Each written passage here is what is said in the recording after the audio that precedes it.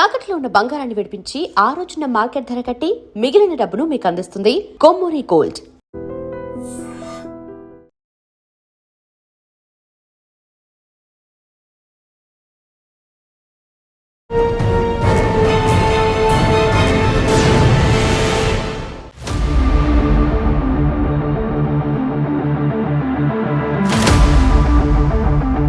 Welcome to crime diaries. ఈ వారం మన guest 1991 batch police officer.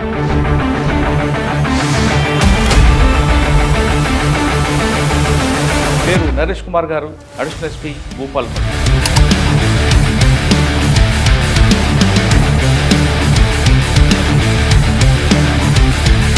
Naresh Kumar గారు ఈ డిపార్ట్మెంట్లోకి by chance by choice? By choice. నేను యాక్చువల్గా ఒక సంవత్సర కాలం టీచర్గా పనిచేస్తూ పోలీసుగా. సుల్తానాబాద్లో మీకు వచ్చిన ఛాలెంజ్ ఏముందండి? ఎక్స్ట్రీమిజం అప్పుడు ఉంది. 92 అది 92లో అక్కడ ఉన్నప్పుడు ఒక దళ సభ్యుని వైఫ్ని క్యాచ్ చేసి ప్లేన్ ఏరియా కదా అని చెప్పి వాళ్ళు ట్రావెలింగ్కి వచ్చి బస్ స్టాండ్లో దిగారు.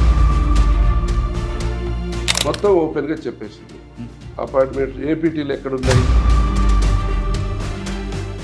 మంచి సంఘటన చెప్పండి. మానాల గుట్టల దగ్గర మావోయిస్టు మానాలకు ఇటు కతలాపూర్కు మధ్యలో ఒక 50 కిలోమీటర్స్ దూరంలో ఎక్కడ మొత్తం ఫారెస్ట్ ఉంటుంది, ఎక్కడ వాటర్ డ్రాప్ కూడా దొరుకుతుంది. దగ్గర బోర్వెల్ దగ్గర వాటర్ పట్టుకుపోయిండు, మఫ్టీలో ఉన్నాడు, కొత్తవాడని చెప్పి ఒక వేగ ఇన్ఫర్మేషన్ వచ్చింది. దళం డెఫినెట్గా ఉంటుంది, 2-3 క్యాన్లు తీసుకుపోయిందని తెలుసు.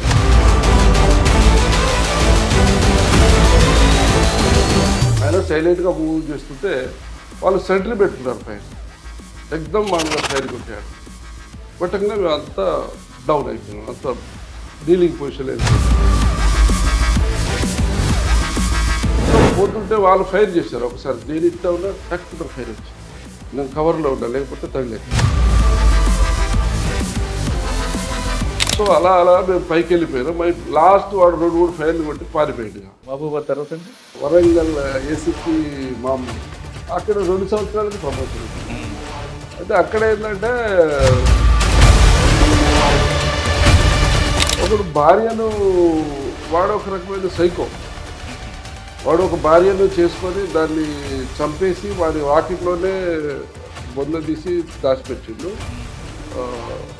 ఒక 7 years తర్వాత మళ్ళీ ఇంకో దాన్ని పెళ్లి చేసుకున్నాడు.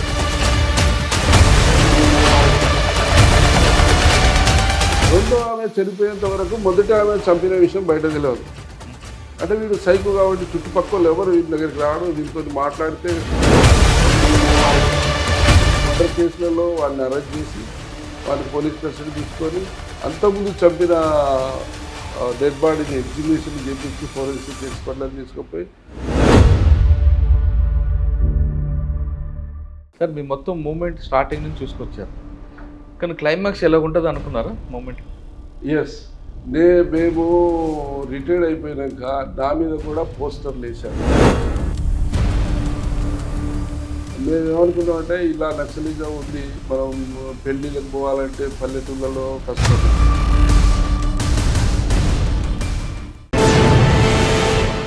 Welcome to crime diaries.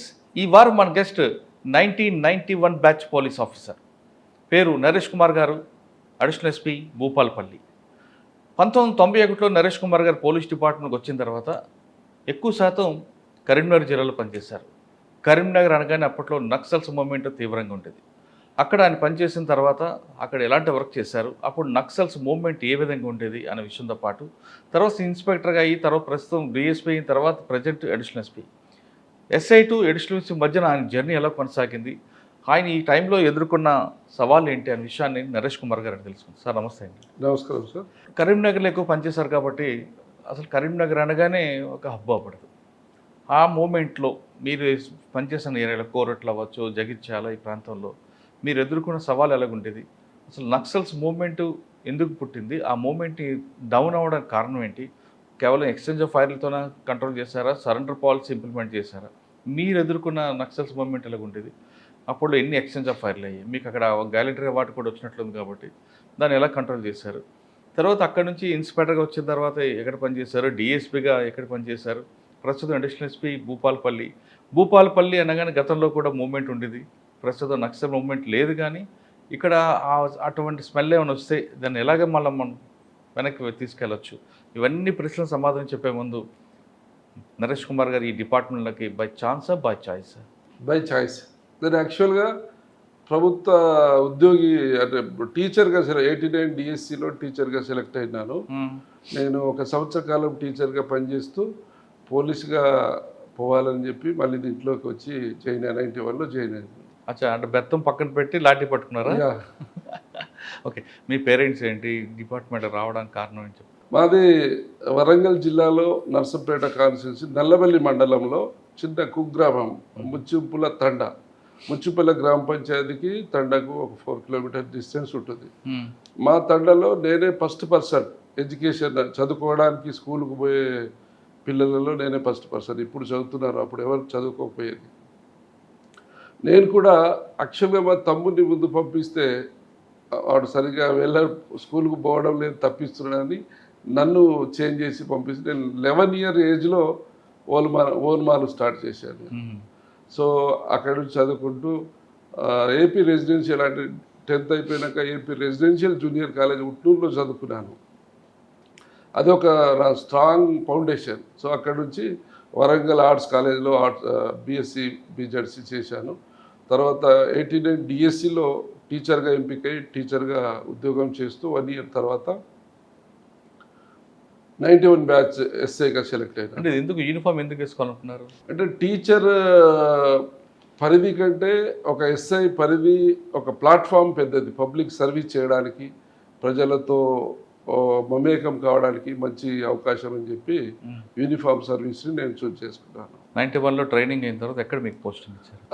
9 months అంబర్పేటలో training అయింది అప్పుడు. తర్వాత 92లో ప్రొబేషనర్గా రామగుండం. ఆ తర్వాత ఇండిపెండెంట్ పోస్టింగ్ నాకు సుల్తానాబాద్ ఇచ్చారు. మా బ్యాచ్మెంట్ అందరికీ రిమోట్ ఏరియా ఇచ్చారు, నాకు టౌన్ ఏరియా ఇచ్చారు. అప్పుడు రత్నారెడ్డి గారని ఎస్పీ ఉండే. వాళ్ళందరూ ఏదో బాగా మంచి పోస్టింగ్ కావాలని చెప్పి ప్రెషర్ పెడుతున్నారు అని వాళ్ళందరినీ రిమోట్లో పెట్టి నన్ను మాత్రం టౌన్లో ఇచ్చారు. సో సుల్తానాబాద్లో సక్సెస్ఫుల్గా 3 years చేశాను. సుల్తానాబాద్లో మీకు వచ్చిన ఛాలెంజ్ ఏముందండి? సుల్తానాబాద్లో ఛాలెంజ్ ఉంటుంటే ఎక్స్ట్రీమిజం అప్పుడు ఉంది. 92 అది. 92లో అక్కడ ఈ మావోయిస్ట్ మూమెంట్ బాగానే ఉండేది. సుల్తానాబాద్లో లేదు, కానీ మేము ఎక్కడ పనిచేసినా కూడా రొటేషన్ పద్ధతిలో మొత్తం ఏరియా రామగిరి కిల్లలు, ఇటు కుక్కలగూడూరు ఆ ఏరియాలో తిరిగేది, మూమెంట్లో తిరిగేది. మేము అక్కడ ఉన్నప్పుడు ఒక దళ సభ్యుని వైఫ్ని క్యాచ్ చేసినాం. ఏబి వెంకటేశ్వరరావు గారు అప్పుడు ఏఎస్పీ గారు ఉండే. సో క్యాచ్ చేసినాం. ఆమె ఇచ్చిన ఇన్ఫర్మేషన్ మీద లాట్ ఆఫ్ వర్క్ అయింది. మొత్తం గోదావరి కరి ఏరియాలో సికాసా కావచ్చు, మావోయిస్ట్ ఆర్గనైజేషన్లో ఉన్న చాలామందిని ఐడెంటిఫై చేసి ఒక్కొక్క ప్లేస్లో ఒక్కొక్క వర్క్, ఇది లీడ్ అన్నమాట. సో ఆ లీడ్తో లాట్ ఆఫ్ వర్క్ అయింది. ఏబి వెంకటేశ్వరరావు సార్ కూడా చెప్పడం జరిగింది ట్రాన్స్ఫర్ అయ్యే టైంలో. చిన్న క్లూ, ఒక పర్సన్ని పట్టుకొని వాటితో ఆ లేడీతో పాటు ఇంకొక పర్సన్ కూడా ఉన్నారు. ఇద్దరి ద్వారా మనకు ఒక పెద్ద బ్రేక్ త్రూ వచ్చింది. చాలా. ఎందుకంటే భయపెట్టారా సహకరించమని? భయపడలేదు. వాళ్ళు ప్లేన్ ఏరియా కదా అని చెప్పి వాళ్ళు ట్రావెలింగ్కి వచ్చి బస్ స్టాండ్లో దిగారు. సో మాకు బందోబస్తు డ్యూటీలో ఉన్న సిబ్బంది ఐడెంటిఫై చేసారు, వాళ్ళ దగ్గర సమ్ లిటరేచర్ అవి ఉందని చెప్పి. సో అప్పుడు తీసుకొచ్చినాక ఆమె అంత హార్డ్ కోర్ కాదు. ఆమె ప్లేన్గా బయట అండర్ గ్రౌండ్లో ఓపెన్ గ్రౌండ్లో ఉండే లేడీ కాబట్టి మొత్తం ఓపెన్గా చెప్పేసింది. అపార్ట్మెంట్ ఏపీటీలు ఎక్కడున్నాయి, ఏ క్యాడర్ అయింది, మొత్తం దాని చిట్టాంతా బయటకు వచ్చింది. ఏపీటీలు ఏం చెప్పారు ఆవిడ? ఏపీటీలో కుక్కలగూడ దగ్గర 2-3 చెప్పారు. పోలీస్ పార్టీలు కూడా పోయినాయి, కానీ అప్పటికి వాళ్ళకు ఎక్స్పోజ్ అయిపోయింది. ఈ అమ్మాయి దొరికిన సంగతి వాళ్ళకి తెలిసిపోయింది. కానీ అప్పుడు రత్నారెడ్డి గారు ఎస్పీయా? రత్నారెడ్డి గారు ఎస్పీ. ఆయన దగ్గర ఏం నేర్చుకున్నారు మీరు? Dynamic officer. నాకు కరెక్ట్ పనిచేసే ఆఫీసర్ని కరెక్ట్ ప్లేస్లో పెట్టేవాడు. నాకు అక్కడ సుల్తానాబాద్ అయిన తర్వాత మళ్ళీ నువ్వు ఎక్స్పీస్ ఏరియాలో చేయాలి బాగా అని చెప్పి రాయకల్ పోలీస్ స్టేషన్ ఇవ్వడం జరిగింది. అక్కడేముందండి? రాయకల్ ఏరియా అంటే అది కూడా లైక్ భూపాల్పల్లి, అటు ఆదిలాబాద్ జిల్లా బార్డరు, ఇటు కరీంనగర్, ఆ మధ్యలో గోదావరి. ఎక్కడ కానీ వెహికల్ యాక్సెస్ సరిగా లేని చోట మావోయిస్టు డెన్స్ ఉంటాయి, వాళ్ళ షెల్టర్స్ ఉంటాయి. సో ఎక్కువ అక్కడ ఉండేది. సో అక్కడ నేను 3.5 years పనిచేశాను. అక్కడ లాట్ ఆఫ్ వర్క్ చేశాను. అప్పుడు చేంజ్ అయ్యి ఉమేష్ చంద్ర సార్ వచ్చారు, బాలసుబ్రహ్మణ్యం సార్ ఏఎస్పీ ఉండే. సో బాలసుబ్రహ్మణ్యం సార్కు నేను చాలా ఇన్ఫర్మేషన్, లైవ్ ఇన్ఫర్మేషన్, సార్ కూడా ఫీల్డ్లోకి వచ్చారు ఒకసారి. అయితే సార్ 3.5 సంవత్సరాలు పనిచేశారు కదా షెల్టర్ జోన్లో. ఎటువంటి ఇన్ఫర్మేషన్ వచ్చింది? అంటే స్పెసిఫిక్ ఇన్ఫర్మేషన్, అది వేగ్ ఇన్ఫర్మేషన్?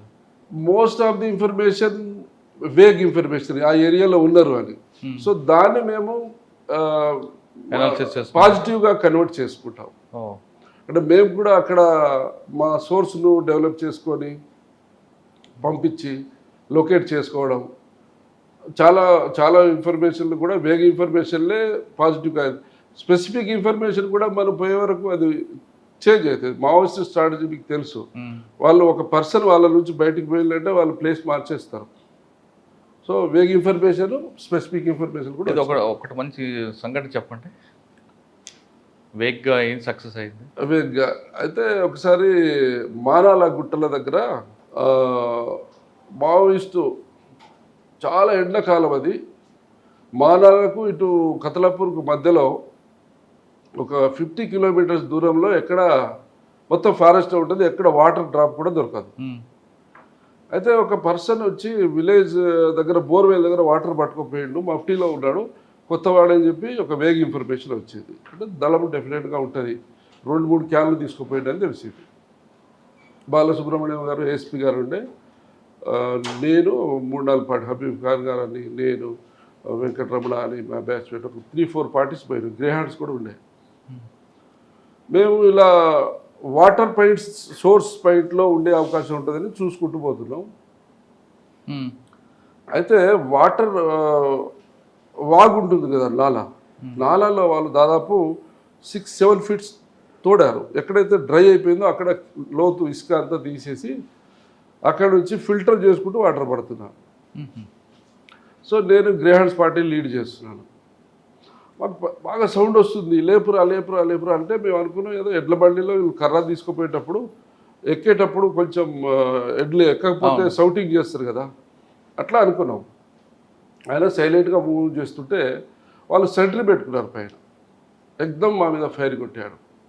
కొట్టగానే మేము అంతా డౌన్ అయిపోయినాం, అంతా డీలింగ్ పొజిషన్లో వెళ్ళిపోయినాం. చూసుకొని అబ్జర్వ్ చేసినాం. చేస్తే అక్కడ నుంచి సౌండ్ వచ్చి, ఎక్కడి నుంచి అయితే ఫైర్ వచ్చిందో అక్కడికి కవర్ తీసుకుంటూ ముందుకు అడ్వాన్స్ అయినాం. ఇంకా వాళ్ళు ఏం చేశారు, ఫైర్ కొట్టుకుంటూ పైకి వెళ్ళిపోతారు, క్యాన్లు కింద అన్నీ పడేసి వెళ్ళిపోతున్నారు. సో మేము అక్కడికి వెళ్ళి చూస్తే పెద్ద గొయ్యి తీసి ఉన్నది, బావి తీసినట్టుగా ఉంది. 50 క్యాన్స్ ఉన్నాయి, పెద్ద పెద్దవి, 20 liters 30 liters. So huge cadre ఉంటుంది ఇక్కడ, 200-300 మంది ఉంటారు. PLJలో ఫస్ట్ ఫైరింగ్ అది. సో మనం పోవాలి. సో వాళ్ళు గుట్ట మీద ఉన్నారు, డౌన్లో ఉన్నాం. వాళ్ళు అడ్వాంటేజ్ తీసుకొని మనల్ని కొడతారు. ఎవరు పోయినా కూడా మనము గుంపులు ఉన్నది స్కాటర్ అయ్యి కవర్ తీసుకోండి, బండలు ఉంటాయి గుట్టల మీద, కవర్ తీసుకొని స్లోగా పోవాలి. అందరూ ఒకేసారి రీచ్ కావాలి. ఫైర్ చేసుకుంటూ పైన అబ్జర్వ్ చేసుకుంటూ ఎక్కాలని చెప్పిన. తొందరపడవద్దు, ఏమైనా అవసరం ఉంటే ఆగండి, మీరు రెస్ట్ తీసుకొని పోదాం. అది 300 ట్రిగర్ హైట్ ఉండే. టైం ఎంత అయింది? ఎప్పుడు? మార్నింగ్ 11 అవుతుంది, 10-11 మాది. సో పోతుంటే వాళ్ళు ఫైర్ చేశారు. ఒకసారి నేను ఇట్లా ఉన్నా, టక్ నాకు ఫైర్ వచ్చింది. నేను కవర్లో ఉన్నా, లేకపోతే తగిలేదు. మళ్ళీ అబ్జర్వ్ చేసి ఇలా స్పెషల్ పార్టీ పిల్లలు, శంకర్ అని ఒక 2-3 యాక్టివ్ ఉంటాయి. వాళ్ళు రైట్ సైడ్ నుంచి పైకి ఎక్కేస్తున్నారు, పైకి లెఫ్ట్ నుంచి. సో అలా మేము పైకి వెళ్ళిపోయినాం. లాస్ట్ వాడు 2-3 ఫైర్లు కొట్టి పారిపోయాడు. అంటే వాడు సెంట్రీ అన్నమాట, మనల్ని ముందుకు రాకుండా ఆపడానికి ట్రై చేస్తున్నాడు. వాళ్ళని కవర్ చేసుకుంటూ మేము పైకి ఎక్కే వరకు ఒక 300-400 గజాల దూరంలో ఫారెస్ట్ మొత్తం పారిపోతున్నారు, గుంపు పారిపోతున్నారు. మేము చేంజ్ చేసినాం. సో చేంజ్ చేస్తుంటే నా దగ్గర సెట్ ఉంది, సెట్లో చెప్పేసాం, ఎదురుగా 2 పార్టీలు ఉన్నాయి. సో పార్టీలకు ఇట్లా ఎక్స్చేంజ్ ఆఫ్ ఫైర్ అయింది. వాళ్ళు పరిగెత్తి వస్తున్నారు. మేము హిల్ ఎక్కే వరకే మాకు లేట్ అయింది, సో మీరు కవర్ చేయండి అన్నారు. వాళ్ళు ఏం అనుకున్నారంటే కొంచెం కన్ఫ్యూజన్ అయింది. వాళ్ళు చూశారు, వీళ్ళు జగ్గిల్ ప్యాచ్ వేసుకొని ఉన్నారు, నక్సలైట్లు కూడా. సో మనోలే అనుకొని వాళ్ళు ఏమనలేదు, వెళ్ళిపోయింది. సెట్లో చెప్పినా కూడా కన్ఫ్యూజన్ అయిపోయింది.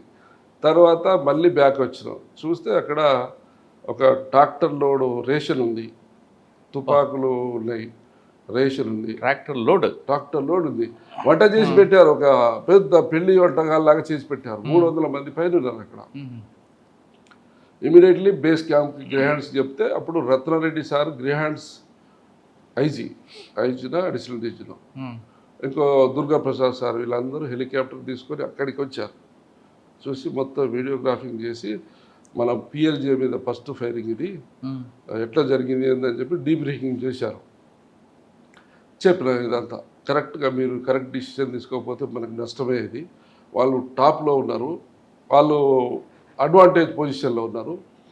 మీరు గ్రౌండ్లో నుంచి పైకి వచ్చినప్పుడు మీరు ఆ ప్రికాషన్ తీసుకోవడం మంచిగా అయిపోయింది, లేకపోతే మనకు క్యాజువాలిటీ అయ్యేది. సరే వాళ్ళు దొరకకపోతే పర్వాలేదు, కానీ మన వాళ్ళు సేఫ్గా ఉన్నారని చెప్పి అప్రిషియేట్ చేసినాం. ఒక చిన్న వేక్ ఇన్ఫర్మేషన్ సక్సెస్ అయింది, కానీ కరెక్ట్ స్పెసిఫిక్ ఇన్ఫర్మేషన్ వెళ్ళిన తర్వాత ఫెయిల్ అయిన ఉన్నాయా? స్పెసిఫిక్ కూడా మిస్ అయినవి ఉన్నాయి. అంటే మనకి ఇన్ఫర్మేషన్ రాగానే వాళ్ళు కొన్ని చోట్ల వాళ్ళు నమ్మరు, ఆ ఏరియా నమ్మరు, ఎవడో ఒకటి చెప్పేస్తారు వచ్చే అవకాశం ఉందని చెప్పి నమ్మరు. సార్ కొంతమంది వాళ్ళు అప్పట్లో మిమ్మల్ని ఇబ్బంది పెట్టడానికి, మిమ్మల్ని అటెన్షన్ డైవర్ట్ చేయడానికి వాళ్ళే కావాలని వేక్ ఇన్ఫర్మేషన్ పంపిస్తుంటారు అంబుష్లో పడడానికి. ఇన్ఫర్మేట్లను మేము బాగా స్టడీ చేస్తాం. రిలయబుల్ ఇన్ఫర్మేట్ కూడా ఒకసారి మోసం చేయొచ్చు, వాళ్ళ ట్రాప్లోకి వెళ్ళిపోవచ్చు. సో మేము ఇన్ఫర్మేట్ను కూడా డిసెప్షన్ ఉంటుంది.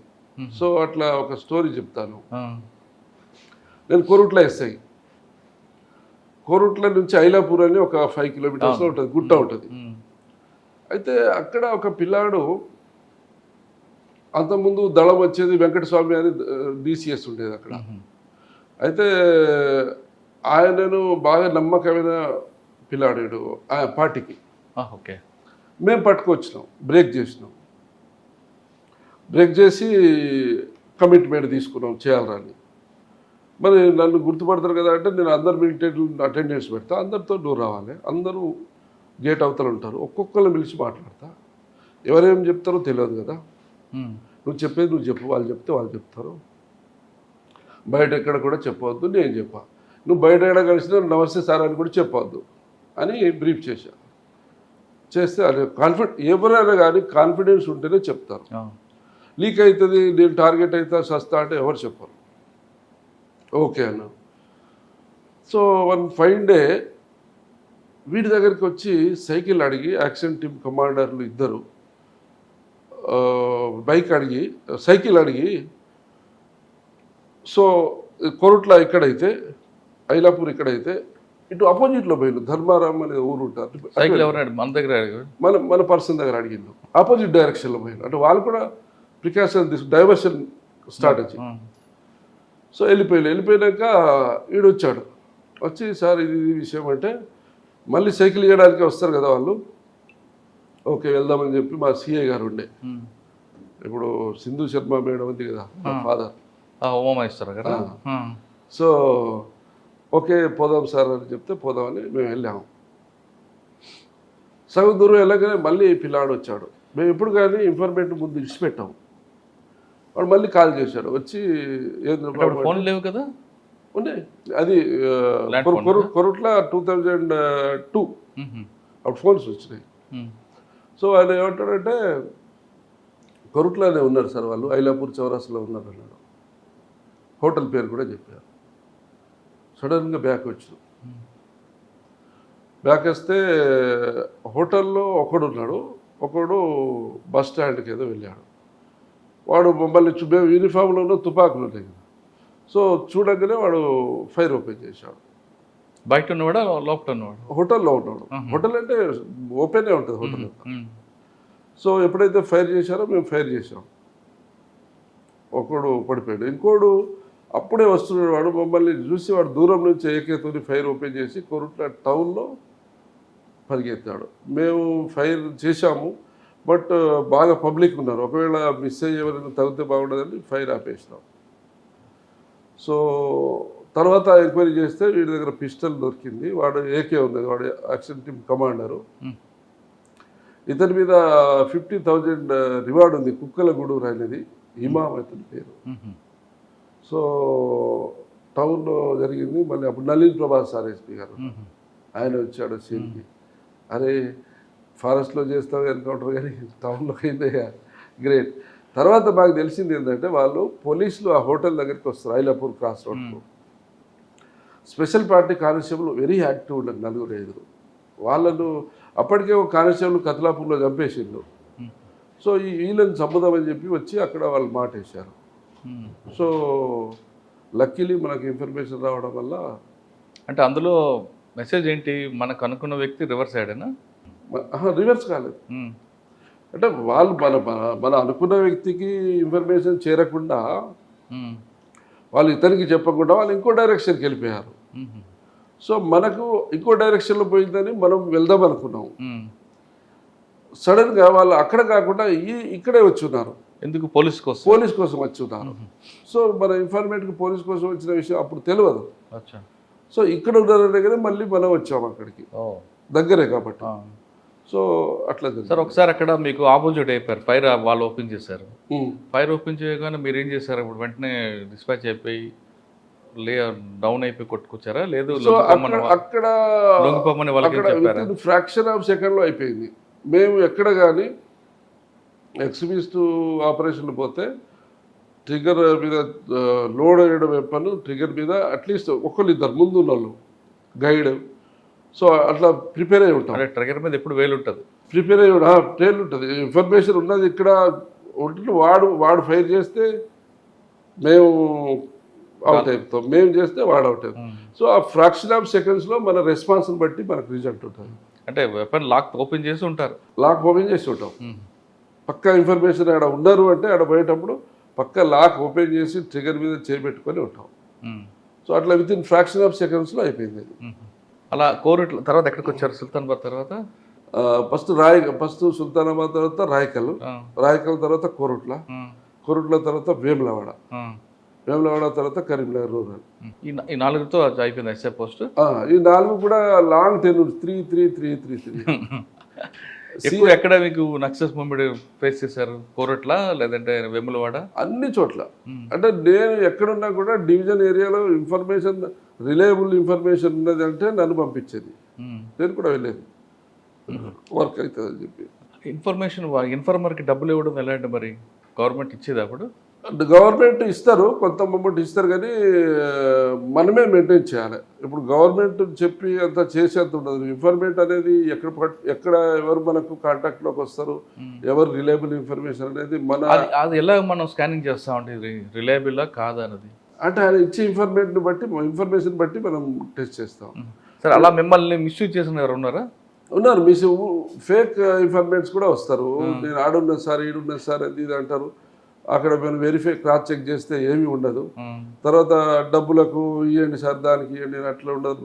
ఒక సంఘటన చెప్పండి. అందులో ఒక ఇన్ఫర్మేట్ ఉండే, వాడు పేరు ఏదో గుర్తులేదు కానీ ఏఎస్పీ గారి దగ్గర పోతుండే. పోయి ఏఎస్పీ గారు బాలసుబ్రహ్మణ్యం సార్ పోయి నేను దళవులు పట్టిస్తా సార్, నాకు బాగా దగ్గర వస్తారు సార్, అది ఇది అని స్టోరీ చెప్తాను. చెప్పి నాకు కొంచెం ఒక బైక్ ఇప్పియండి సార్, నేను మొత్తం తిరుగుతాను, పెట్రోల్ పోయించండి సార్ అంటాడు.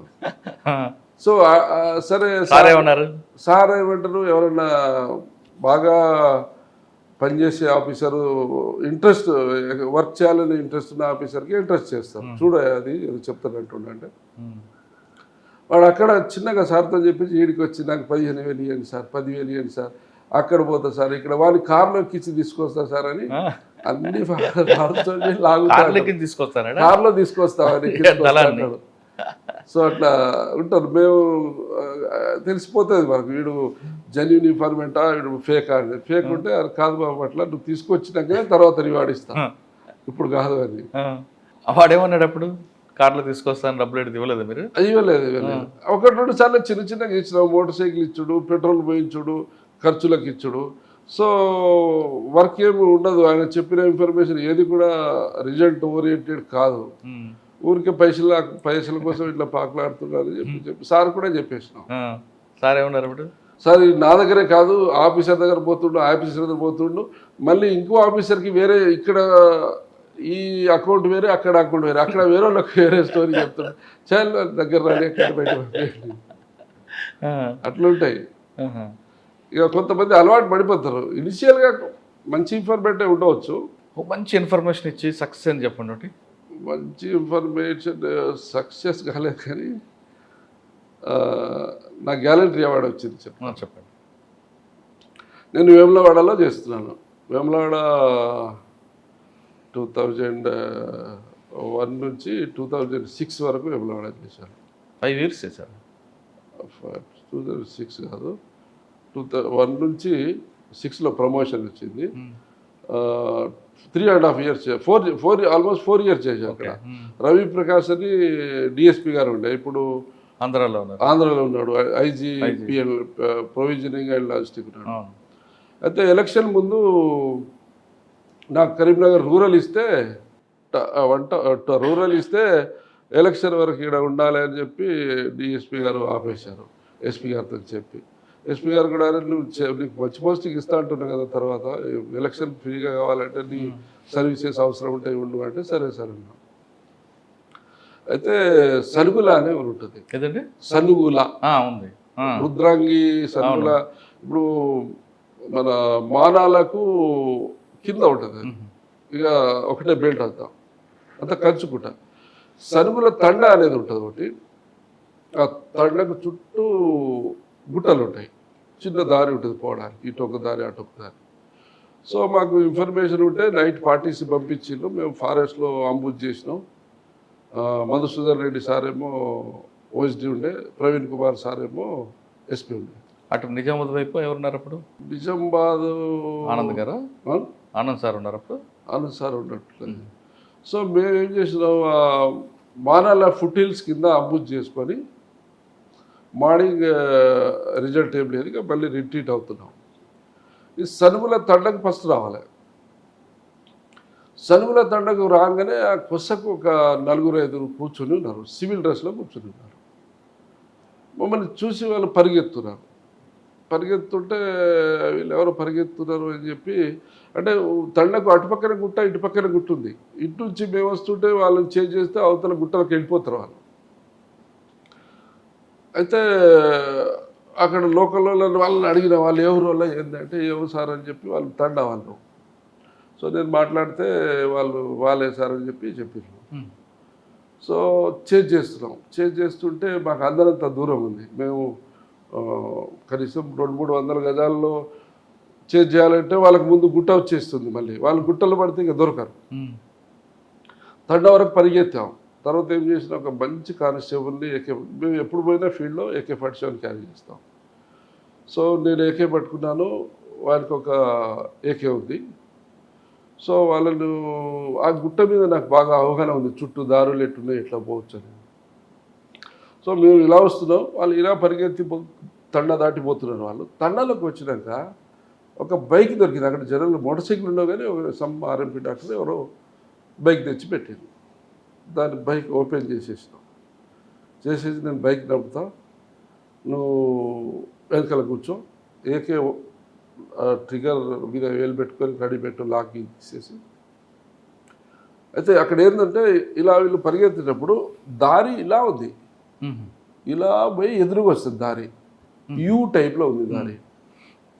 సో బైక్ మీద మేము ఇద్దరం పోయినాం. వాళ్ళు మిగతా వాళ్ళని మీరు సేమ్ చేంజ్ చేసుకుంటుండండి, మేము ఫైర్ ఓపెన్ చేస్తే మీరు ఫైర్ ఆపేయాలని నేను సెట్లో చెప్తా, మీరు అడ్వాన్స్ కావద్దు నేను చెప్పినాక అని చెప్పేసి వాళ్ళు అలా. మీరు ఓపెన్ చేస్తే వాళ్ళని ఆపేయాలి, వాళ్ళకి మాకు దెబ్బలు తగ్గుతాయి. వాళ్ళ వెనక నుంచి వస్తుంది, నేను ముందుకు తిరిగి వస్తున్నా, క్రాస్ ఫైర్ అయిపోయింది. సో నేను బైక్ తీసుకొని ఇలా పోయి ఇలా ఎదురుగా వాళ్ళు పరిగెత్తే దారిలో ఎదురుకో ముందుకు వచ్చేసిన బైక్ మీద ఇద్దరమే. సో వాళ్ళు వెనకకు చూసుకుంటూ ముందుకు పరిగెత్తున్నారు, వెనకకు చూసుకుంటూ ముందుకు పరిగెత్తున్నారు. ఆల్మోస్ట్ గుట్టలో చేరిళ్ళు, ఆ గుట్టలోనే దారి ఉంది. సడన్గా మమ్మల్ని చూసి మా మీద ఫైర్ ఓపెన్ చేసి 4 మెంబర్స్ 4 మెంబర్స్. మేము ఏం చేసినాం, ఇమ్మీడియట్లీ ముందే చెప్పినాం, ఎక్కడ ఏం చెట్టు మొదలు కనిపించినా రాయి కనిపించినా అక్కడ మనం లేయింగ్ పొజిషన్ తీసుకొని ఫైర్ చేయాలి అని చెప్పిన కానిస్టేబుల్కి. ఇద్దరు పడుకొని వాళ్ళు ఫైర్ చేసిన, మేము బండి పడేసి ఫైర్ మాకు డైరెక్షన్లో రాలే, అది బైక్ సౌండ్తో కొంచెం దూరం నుంచి చూసిన వాళ్ళు. ఇమీడియట్ లైవ్ పొజిషన్లో తీసుకున్నాక నేను ఏకతోని ఫైర్ చేసిన, పిల్లాడు కూడా ఫైర్ చేసిండు. ఫైర్ చేస్తే ఇద్దరు పడిపోయారు. వాళ్ళు ఫైర్ చేసిండు, మేము ఫైర్ చేసి ఇద్దరు మీతో స్కాటర్ అయ్యి వెళ్ళిపోయారు. తర్వాత వెనుకోళ్ళకి చెప్పేసిన అప్పటికే నేను. సో వెనుకోళ్ళు ఒక 15 నిమిషాల తర్వాత వచ్చిండు, చూస్తే గ్రెనేడ్స్ షార్ట్ వెపన్స్ ఉన్నాయి. ఎవరండి వాళ్ళు? ఒక డిప్యూటీ కమాండరు, ఒక దళం మెంబరు. వీళ్ళు మానాలకు పక్కన వట్టిమల్ల అని ఉంటుంది ఒకటి కరీంనగర్ జిల్లాలో. వట్టిమల్ల దగ్గర ఒక కానిస్టేబుల్ని 2 రోజుల ముందు చంపింది ఇద్దరు. అప్పటికే వాడు సివిల్ డ్రెస్లో ఇంటికి పోతే చంపేసిండు. సో వీళ్ళు అక్కడ సబ్దళం లాగా తిరుగుతారు, దళంలో కాకుండా బయటికి వచ్చి యాక్టివిటీస్ చేస్తారు, మళ్ళీ వెళ్ళిపోతారు వాళ్ళు. ఇది చనిపోగానే ఇక సెట్లో చెప్పగానే ఎస్పీ గారు వచ్చిండు, ఓఎస్డి గారు వచ్చిండు. ఇక గ్రేట్ ఎన్కౌంటర్ అనేది. అసలు మీరిద్దరూ ఇంత ధైర్యంగా పోయి అపోజిట్లో పోయి వాళ్ళను ఎదుర్కోవడం అనేది వెరీ లైఫ్ రిస్క్ ఆపరేషన్. నలుగురు చనిపోయారా? ఇద్దరు అసలు వాళ్ళు ఎందుకు వచ్చారు అక్కడికండి? అంటే వాళ్ళు వాటర్ కోసం, ఫుడ్ కోసం వస్తారు తండకు, అంతేగాని యాక్షన్ కోసం కాదు. అంటే మొత్తం చుట్టూ ఫారెస్ట్. మీ టైంలోనా తర్వాత టైంలో మానాన్ని ఎన్కౌంటర్ ఒకటి అయింది కదా, దాని తర్వాత దాంట్లో మీరున్నారా? నేను లేని దాంట్లో సీన్కి వెళ్ళాను నేను. అంటే అప్పుడు బాలసుబ్రహ్మణ్యం సార్ వాళ్ళు మానవుల సైడ్ నుంచి రాకుండా ఇటు వేములవాడకు వస్తారు. వేములవాడ నుంచి వాళ్ళు మేము కలిసి సీన్కి పోతాం. సీన్కి పోయినాక అప్పటికి 8 బాడీస్ పడతాయి. అప్పుడు వెంకటస్వామి, ఇప్పుడు నేను చెప్పిన వెంకటస్వామి కోరుట్ల దగ్గర ఉన్నాడు అని చెప్పి, రాయకల్ దగ్గర ఉన్నాడు అని చెప్పి, ఆయన వెంకటస్వామి DCS అప్పుడు చనిపోయింది. అప్పుడు కూడా బాలసుబ్రహ్మణ్యం ప్రత్యేకంగా ఒక ఆపరేషన్లో పార్టిసిపేట్ అయ్యాను. అక్కడ బోర్నపల్లి అని రాయకల్ ఏరియాలో. ఆయన స్వయంగా వచ్చారా? ఆయన కూడా వచ్చాడు, కానీ ఆ రోజు రిజల్ట్ రాలేదు. వెపన్స్ దొరికినాయి. సిర్పూర్ పోలీస్ స్టేషన్లో అటాక్ చేసి తీసుకుపోయిన వెపన్స్ కూడా రికవరీ అయింది. సార్ మధుసూదన్ రెడ్డి గారి టైంలో కూడా మానాన్ని ఎన్కౌంటర్ అయింది కదా, మేజర్ అనుకుంటారు. అదే మధుసూదన్ రెడ్డి సార్ పీరియడ్లోనే బాలసుబ్రహ్మణ్యం SIPలో ఉన్నాడు. అప్పుడు మధుసూదన్ రెడ్డి సార్ ఏమో OSDగా ఉన్నాడు. అప్పుడే 8 మంది చనిపోయారు. 8 మంది చనిపోయారు. DCS అండ్ దళం డిప్యూటీ కమాండర్స్, చాలా మొత్తం జిల్లా మేజర్ క్యాడర్స్ అంతా పోయింది. సార్ ఒక ఎన్కౌంటర్ అయిన తర్వాత ఎంక్వైరీకి వస్తారు, కమిటీ వస్తుంది. అవన్నీ ప్రొసీజర్ ఎలాగుంటాయండి? పోస్ట్ మార్టం చేయించడం, అక్కడ PM అదే సీన్ ప్రెజర్ చేయడం. సో ఎన్కౌంటర్ కాగానే మనకు NHRC గైడ్లైన్స్ ఉన్నాయి. సో ముందు ఎన్కౌంటర్ అయిన తర్వాత సీన్ డిస్టర్బ్ చేయకుండా ఎగ్జిక్యూటివ్ మేజిస్ట్రేట్ వచ్చి పంచనామా కండక్ట్ చేయాలి. RDOలు చేస్తారు, కొన్ని MROలు చేస్తారు, ఎనీ ఎగ్జిక్యూటివ్ మేజిస్ట్రేట్. సో వాళ్ళు పోలీస్ చేసే పంచనామా లాగానే వాళ్ళు అన్ని పంచనామాలు, వాళ్ళ ఫ్యామిలీ మెంబర్ని ఎగ్జామిన్ చేయడము, పంచనామా 26 క్యాలమ్స్ ప్రకారంగా రాయడం వాళ్ళు చేస్తారు. తర్వాత వీడియో కవరేజ్ అని ఉంటాయి అందులో. వీడియో కంపల్సరీగా అండర్ వీడియో కవరేజ్ చేయాలి. తర్వాత పోస్ట్ మార్టం చేసేటప్పుడు కూడా టీమ్ ఆఫ్ డాక్టర్స్ ఉండాలి. సింగిల్ డాక్టర్స్ కాకుండా టీమ్ ఆఫ్ డాక్టర్స్, దాంట్లో 1 ఫోరెన్సిక్ ఎక్స్పర్ట్ డాక్టర్ ఉండాలి. అది కూడా వీడియో కవరేజ్ చేయాలి, రికార్డ్ చేయాలి. FSL టీమ్ కూడా ఉంటుంది అందులో. FSL రిపోర్ట్ కూడా ఉంటుంది. అంటే post mortem report post mortem చేసేటప్పుడు PME రాస్తాం, మేము ఇంక్వెస్ట్ రాస్తాం కదా. ఇంక్వెస్ట్లో 26 కాలమ్స్లో బాడీస్ మీద ఏమైనా ఇంజురీస్, బుల్లెట్ ఇంజురీస్ ఉన్నాయా అనేది కాలం ఉంటుంది దాంట్లో. సో దాంట్లో ఎన్ని ఇంజురీస్, రౌండ్స్, లోపలి ఎంట్రీస్, ఎగ్జిట్స్, అట్లా అన్నీ కూడా స్పెసిఫిక్గా డయాగ్రామ్ వేసి ఎన్ని బుల్లెట్ ఇంజురీస్ ఉన్నాయి, ఎన్ని బయటికి వెళ్ళినట్టున్నాయి, ఒక్కోసారి లోపల పోయి బయటికి వెళ్ళకపోవచ్చు. ఇవన్నీ పర్ఫెక్ట్గా బాడీని మొత్తం క్లీన్గా తూడ్చి కనిపించే విధంగా మిస్ కాకుండా అన్నీ కూడా నోట్ చేస్తాం. అచ్చా. సో పైనుంచి కింది వరకు. సో డాక్టర్ చేసేటప్పుడు డాక్టర్ చేసింది ఇది రెండు కొరాబరేట్ కావాలి. డాక్టర్ అందులో ఉన్న బుల్లెట్స్ లాంటివి ఏమన్నా ఉంటే అవి ప్రిజర్వ్ చేస్తాడు. తర్వాత ఈ ఫైర్ ఆర్మ్ ఇంజురీస్ మీరు వెపన్ రికవరీ అయిందనుకోండి, ఆ వెపన్ ఫైర్ ఆర్మ్ ఇంజురీస్ ఏ వెపన్తో చేశారు, ఫైర్ చేసిన వెపన్ ఉంటే ఆ వెపన్ని ఆ దొరికిన బుల్లెట్ని కూడా మేము ఎఫ్ఎస్ఎల్కి పంపిస్తాం. వాళ్ళు ఈ రౌండ్ ఈ వెపన్తోనే ఫైర్ అయిందా కాదా, అది నేరస్తుడు చచ్చిపోయిన ఎన్కౌంటర్లో చచ్చిపోయిన ఎక్స్ట్రీమిస్ట్ ఉంటే ఆ ఎక్స్ట్రీమిస్ట్కు సంబంధించిన ఈ చేతి నుంచి ఫింగర్ ప్రింట్స్ కానీ ఎక్స్పర్ట్ని తీసుకొచ్చి ఫింగర్ ప్రింట్స్ తీస్తాం. తర్వాత పౌడర్ వస్తుంది మనకు ఫైర్ చేసినప్పుడు, గన్ రెసిడ్ పౌడర్, గన్ రెసిడ్స్, అవి కూడా ఎఫ్ఎస్ఎల్ పంపిస్తాం. సో ఆయన ఫైర్ చేసినట్టుగా ఆయన ఫింగర్ ప్రింట్స్ ఉన్నట్టుగా ఇవన్నీ కూడా ఎవిడెన్స్కిలో వస్తాయి. సార్ ఇవన్నీ ఎక్స్చేంజ్ ఆఫ్ ఫైర్ రియల్గా జరిగితే ఇవన్నీ వస్తాయి. ఒక్కొక్కసారి బంప్ ఆఫ్ కూడా అవుతుంటాయి, అప్పుడు ఎలా అవుతుంది? బంప్ ఆఫ్ ఎందుకు చేస్తాం, చేయము కదా. రైట్ ఆఫ్ అంటే మీరు కాదు, కొన్ని జరుగుతుంటాయి కదా, అట్లా ఏమి ఉండదు. మరి సాధారణంగా ఎక్స్చేంజ్ ఆఫ్ ఫైర్ అయిన తర్వాత కొంతమంది ఆఫీసర్లు మీరు మిమ్మల్ని కోడ్ చేయట్లేదు, సీన్ అంతా ప్రెజర్ అయిపోయి ప్యాచప్ లేరు ఉంటే అయిపోయిన తర్వాతే మీడియాకి అలౌ చేస్తుంటారు. ఎందుకు ప్యాచప్ చేస్తారు? ఎందుకు ప్యాచప్ కాదు, అది డిస్టర్బెన్స్ కాకుండా ముందు ప్రొటెక్ట్ చేయాలి. ముందు ఎగ్జిక్యూటివ్ మేజిస్ట్రేట్ వచ్చి సీను వీడియోగ్రాఫింగ్ చేసి వాళ్ళంతా యాజ్ ఇట్ ఈజ్గా ఉన్నదాన్ని డిస్టర్బ్ చేయకుండా చూసిన తర్వాత మీడియాని కానీ పబ్లిక్ కానీ బ్లడ్ రిలేటివ్స్ కానీ అలౌ చేస్తాం. ముందు వాళ్ళు వచ్చిన మొత్తం సీన్ డిస్టర్బ్ అయిపోతుంది, ఎవిడెన్స్ ఉండదు. కానీ కొన్ని ఎన్కౌంటర్లో ప్యాచప్ అయిన తర్వాతే పంపిస్తుంటారు. ప్యాచప్ అంటే ఇక అనుకుంటారు, సో అట్లా కూడా అనుకుంటారు. బట్ రియల్ వర్షన్ అయితే రియల్ వెర్షన్లో అయితే అందులో ప్యాచప్ ఉండదు, డైరెక్ట్గా పంపిస్తుంటారు. కానీ బంప్ ఆఫ్ అప్పుడు ఎలా చేయాలండి? మరి లేదు, అట్లా బంప్ ఆఫ్ ఎందుకు చేస్తారు, చేయరు. మీరు కాదు, జనరల్గా ఎవరైనా కూడా సీన్ డిస్టర్బ్ కాకుండా ప్రిజర్వ్ చేయాలి, సీన్ సేఫ్. కొన్నిసార్లు డైరెక్ట్ పాయింట్ బ్లాక్లో కొట్టి చంపేశారని ఆరోపిస్తుంటారు వాళ్ళు, అలా జరుగుతుంటుందా?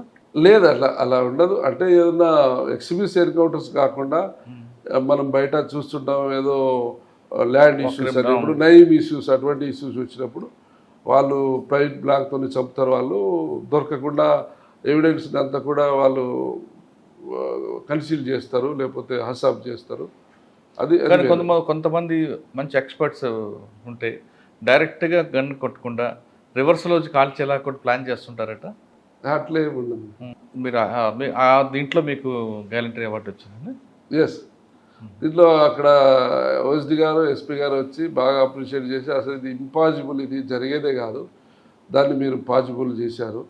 తర్వాత మీరు లైఫ్ రిస్క్ కూడా తీసుకున్నారు. వాళ్ళు విత్ వెపన్తో ఫైర్ చేస్తారని తెలుసు, వాళ్ళు ఎక్స్ట్రీమిస్ట్ అని తెలుసు, అయినా మీరు ఇద్దరే డేర్గా యూ సేఫ్లో ముందుకు వచ్చి చేశారు.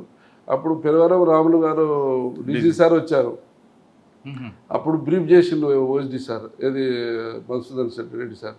చూస్తే సార్ కూడా పేపర్ స్టేట్మెంట్ కట్టింగ్స్ కూడా ఉన్నాయి. సార్ నేను ఒక ఎస్ఐ ధైర్య సాహసాలను చూసి అబ్బురపోయాను అని చెప్పి మీడియాలో వచ్చింది. అది వర్డ్స్ కూడా. తర్వాత ట్రాన్స్ఫర్ అయిపోయారా మీరు? అవార్డు గ్యాలరీ అవార్డు తీసుకున్నారు. దాని తర్వాత నాకు అప్పటికే ఎలక్షన్ అయిపోయింది. 4 years తర్వాత కరీంనగర్ రూరల్కి వచ్చాను, అక్కడ 1 year చేశాను. 1 year చూసినాక అక్కడ నుంచి ప్రమోషన్లో బయటకు వచ్చాను. ఎక్కడికి వచ్చారు? ఫస్ట్ అప్పుడు పాలసీ ఏంటంటే సిఐడిలో కంపల్సరీ చేయాలి. సో వరంగల్ సిఐడికి వచ్చాను. సరే, వరంగల్ కరీంనగర్ రూరల్ ఏముందండి మీ మార్క్? కరీంనగర్ రూరల్లో ఉన్నప్పుడు ఒక వర్క్ జరిగింది. ఏంటంటే ఒక దళ మెంబర్ ఇచ్చిన చిన్న క్లూస్ను తీసుకొని, అప్పుడు డిఎస్ చవాన్ సార్ ఉండే, ఇప్పుడు అడిషనల్ డీజీ. సో సార్ నాకు లిబరల్గా ఏదైనా పని ఉంటే వెరిఫై చేయమని, నాకు జెన్యూనిటీ కోసం నాకే వెరిఫై చేయమని చెప్పేది. సో అప్పుడు ఏమైంది, ఒక క్లూ ఉంది, హైదరాబాద్లో సో చోట వాళ్ళ డెన్ ఉన్నది, సో చోట ఒక డిసిఎస్ వాళ్ళ పిల్లలు చదువుతున్నారు, సో అక్కడికి వస్తాడు అని ఇన్ఫర్మేషన్ ఇచ్చిండు. ఎవరి పిల్లలండి? డిస్ట్రిక్ట్ కమిటీ, డిస్ట్రిక్ట్ సెక్రటరీ, అది జలశక్తి అది. అచ్చా. సో ఎట్లా చేస్తావు నరేష్ అంటే, సార్ నేను నా ప్రయత్నం చేస్తా అని. ఓకే. ఎవరండి జనశక్తి? అప్పుడు ఎవరు పిల్లలు? అప్పుడు కూర రాజన్న రాజన్న కాదు ఆయన కూర తమ్ముడా దేవేంద్ర దేవేంద్ర కూడా కాదు, బాణాల నుంచి మన వట్టిపల్ల నుంచి ఉండే బై క్యాస్ట్ ఎస్సీ పర్సన్ ఆయన, సిరిసిల్ల దగ్గర నుండే, సిరిసిల్ల దగ్గర ఎస్సీ. ఆయన వాళ్ళ పిల్లలు చదువుతున్నారు హైదరాబాద్ దిల్సుఖ్ పబ్లిక్ స్కూల్లో, దిల్సుఖ్ నగర్ పబ్లిక్ స్కూల్లో చదువుతున్నారు అని వీడు చెప్పాడు. సో ఫస్ట్ ఏంటంటే వానితో మాట్లాడితే వాడు హాస్పిటల్, యశోద హాస్పిటల్, ఇప్పుడు ఈ బాబుఖాన్ ఎస్టేట్ సైడ్ లోపల ఒక హాస్పిటల్ ఉంటుంది. మెడివిన్ కాదు, మెడినోవా, యశోద ఉంది అక్కడ, ఏమన్నా యశోద బ్రాంచ్ ఉందా ఎక్కడ? అది సోమాజిగూడ కదా, సోమాజిగూడ కాదు, సోమాజిగూడ కాదు. సో ఒక హాస్పిటల్, అది వెల్లోర్ హాస్పిటల్, నాకు గుర్తుకొస్తలేదు. అక్కడ నుంచి ఇలా పోవాలి, ఇలా తిరగాలి, ఇక్కడ పోతే ఒక చెట్టు ఉంటుంది, ఆ చెట్టు పక్కన డబుల్ స్టోర్ బిల్డింగ్ ఉంటుంది, పైన ఒక రూమ్ ఉంటుంది, అలా ఉంటుందని చెప్పి అట్లా రాసిండు పేపర్ మీద, అదే రాసుకున్నాను. ఆడ పోయి రూమ్ కిరాయి కావాలని చెప్పి ఒక కవర్ స్టోరీ, పోలీస్ అంటే ఎవరు చెప్తారు చెప్పారు కదా, రూమ్ కిరాయి కావాలని చెప్పి ఆ దారి అలా దారి ఇలా దారి పోయి వాళ్ళని అడిగిన, మరి మీ ఎవరు చెప్పినంటే పైన ఉంటారట మా బంధువులు, వాళ్ళు ఉన్నారు చుట్టుపక్కన అంటే, పైన గది కావచ్చు అంటే చూస్తే లాక్ ఉంది, అది ఇక అదే అని కన్ఫర్మ్ అయిపోయింది. ఓపెన్ చేసినాం, అబ్జెక్షన్ చేయలేదా? లాక్ ఉంది, వీళ్ళు అబ్జెక్షన్ చేయలేవు, కింద వాళ్ళు అబ్జెక్షన్, వాళ్ళకి ఇచ్చినామంటే వాళ్ళు ఇంకా భయపడి తప్పించుకొని వెళ్ళిపోయారు అందరూ, అంటే పోలీసులు తర్వాత గ్రహించారు. ఓపెన్ చేస్తే ఒక ఆల్మోస్ట్ ఒక హాఫ్ ట్రాక్టర్ లోడ్, దాంట్లో అమ్యునేషన్, లిటరేచరు అన్ని పెద్ద డెల్ ఉన్నది. ఇమీడియట్లీ డిహెచ్ఓ సార్కి ఫోన్ చేసి ఇది చెప్పాను. చెప్తే అప్పుడు సురంజిత్ సేన్ డీజీ గారు అక్కడికి వచ్చారు సీన్లో. 10 నిమిషాల్లో మాకు మెసేజ్ వచ్చింది, డీజీ గారు వస్తున్నారు, మీరు అక్కడ చూపియండి, లోకల్ ప్రాబ్లం చేస్తారంటే ఓకే సార్ అన్న. వచ్చిండు, చూస్తే వాళ్ళ కంప్యూటర్స్, వాళ్ళకి కావాల్సిన లిటరేచరు, అమ్యునేషన్ కూడా ఉంది, చాలా పెద్ద ఎత్తున ఉంది. వెపన్స్ ఉన్నాయా? వెపన్స్ లేవు, అమ్యునేషన్ ఉంది, లిటరేచర్ ఉంది, కంప్యూటర్స్ ఇంకా దాంట్లో డేటా ఉంటే. సో వచ్చినాక ఎప్పుడు కానీ మీడియా ముందు డైరెక్ట్గా ఎక్స్పోజ్ కాలేము, అయితే మళ్ళీ వాళ్ళు మనల్ని తర్వాత టార్గెట్ చేస్తారు. సో స్ట్రాటజీ అది. సో వచ్చినాక లోకల్లో ఇన్స్పెక్టర్ వచ్చాడు, ఆయనకు చెప్పినా మేము పక్కకున్న సురంజిత్ సేన్ సార్ వచ్చాడు, మొత్తం చూశాడు, మీడియా వచ్చింది, అంతా బ్రీఫ్ చేసి, సో అన్నీ ప్యాక్ చేసి కరీంనగర్ తరలించిన తర్వాత నేను ఎస్బీ పోలీసుని అని చెప్పి స్కూల్కి వెళ్ళాను. మళ్ళీ ఒక 4-5 రోజులకు పోయి ఎస్బీ ఎంక్వైరీ. సో పర్టికులర్ మనకు కావాల్సిన పిల్లాని పేరు చెప్పకుండా ఆ క్లాస్లో ఇంకొక పిల్లాని పేరు ఎంక్వైరీ కోసం వచ్చినట్టు, ఆయనకి ఫలానా పిల్లానికి ఎంక్వైరీకి వచ్చినట్టు మెసేజ్ లీక్ అవుతుంది కదా. సో సమ్ అనిల్ బాబు 6th క్లాస్లో ఉన్నాడు, ఆయన గురించి ఎంక్వైరీ చేయాలి. సో అనిల్ బాబు కూడా సమ్ కృష్ణ బాబు గురించి ఎంక్వైరీకి వచ్చాను, చూపించండి, రిజిస్టర్ ఇచ్చాడు, మొత్తం చూశాను. అనిల్ బాబు కోసం మనకు కావాలి కానీ వాళ్ళకి చెప్పింది వేరే వర్షన్. సో చూసి నోట్ చేసుకున్నాను. వాళ్ళకి అడ్రస్ ఉంటుంది, రెసిడెన్షియల్ అడ్రస్. సో ఇద్దరు పిల్లల అడ్రస్ కూడా దొరికింది, ఒకటే అడ్రస్. తర్వాత ఎప్పుడు పోతారు ఇంటికి, ఎట్లా పోతారు, స్కూల్లో ఆటోలో పోతారు, ఆటో పోయినప్పుడు ఆటోను ఫాలో చేసినాం. ఇల్లు దొరికింది, ఇల్లు దొరికినాక ఇంట్లో ఎవరెవరు ఉంటారు, మళ్ళీ అక్కడ రూమ్ కిరాయి కావాలని చెప్పి ఒకరు, అంటే మాట్లాడేటోడు కూడా పెద్ద ఫిజిక్ పోలీస్ లాగా ఏర్పడేటోడు కాకుండా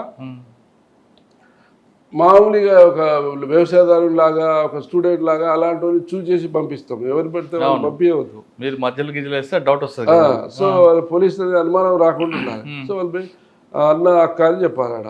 సో అన్న వాళ్ళు అనుకుంటే వేరే వాళ్ళు ఇల్లు కిరాయికి ఉన్నదట, ఇక్కడ ఏదో రూమ్ ఉందట. అంటే ఎక్కడ అంటే సార్ వాళ్ళ ఏదో, ఈ సార్ వాళ్ళ ఇల్లు ఏంది, ఈ సార్ వీళ్ళు ఎవరు, వాళ్ళు ఎవరు అంటే జస్ట్ మనకు తెలియనట్టుగా చూచాక అడిగితే వాళ్ళు ఎవరో సార్ ఎక్కడో కనిపించాడు కానీ అమ్మ ఉంటుంది, 2 పిల్లలు చదువుకుంటారు, పోతుంటారు రోజు.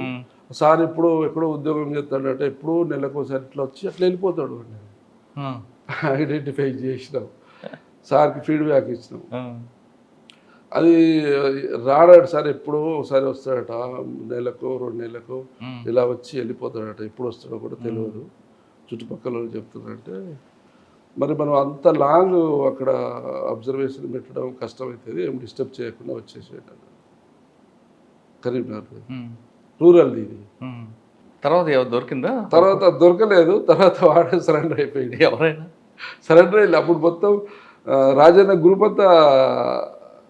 తర్వాత ప్రవీణ్ కుమార్ గారి టైంలో సరెండర్ అవ్వాలా? ప్రవీణ్ కుమార్ సార్ లేరు అప్పుడు. చౌహాన్ సార్ టైంలో అయిందా సరెండర్? తర్వాత చౌహాన్ సార్ తర్వాత ఎవరో వచ్చారు మళ్ళీ. ఎవరు ఉండి ఆయన జనశక్తికి? ఏది DCS? DCS Sagar correct. Sagar. Sir ఇటు పీపుల్స్ వారు చూసారు, ఇటు జనశక్తి చూసారు మీరు?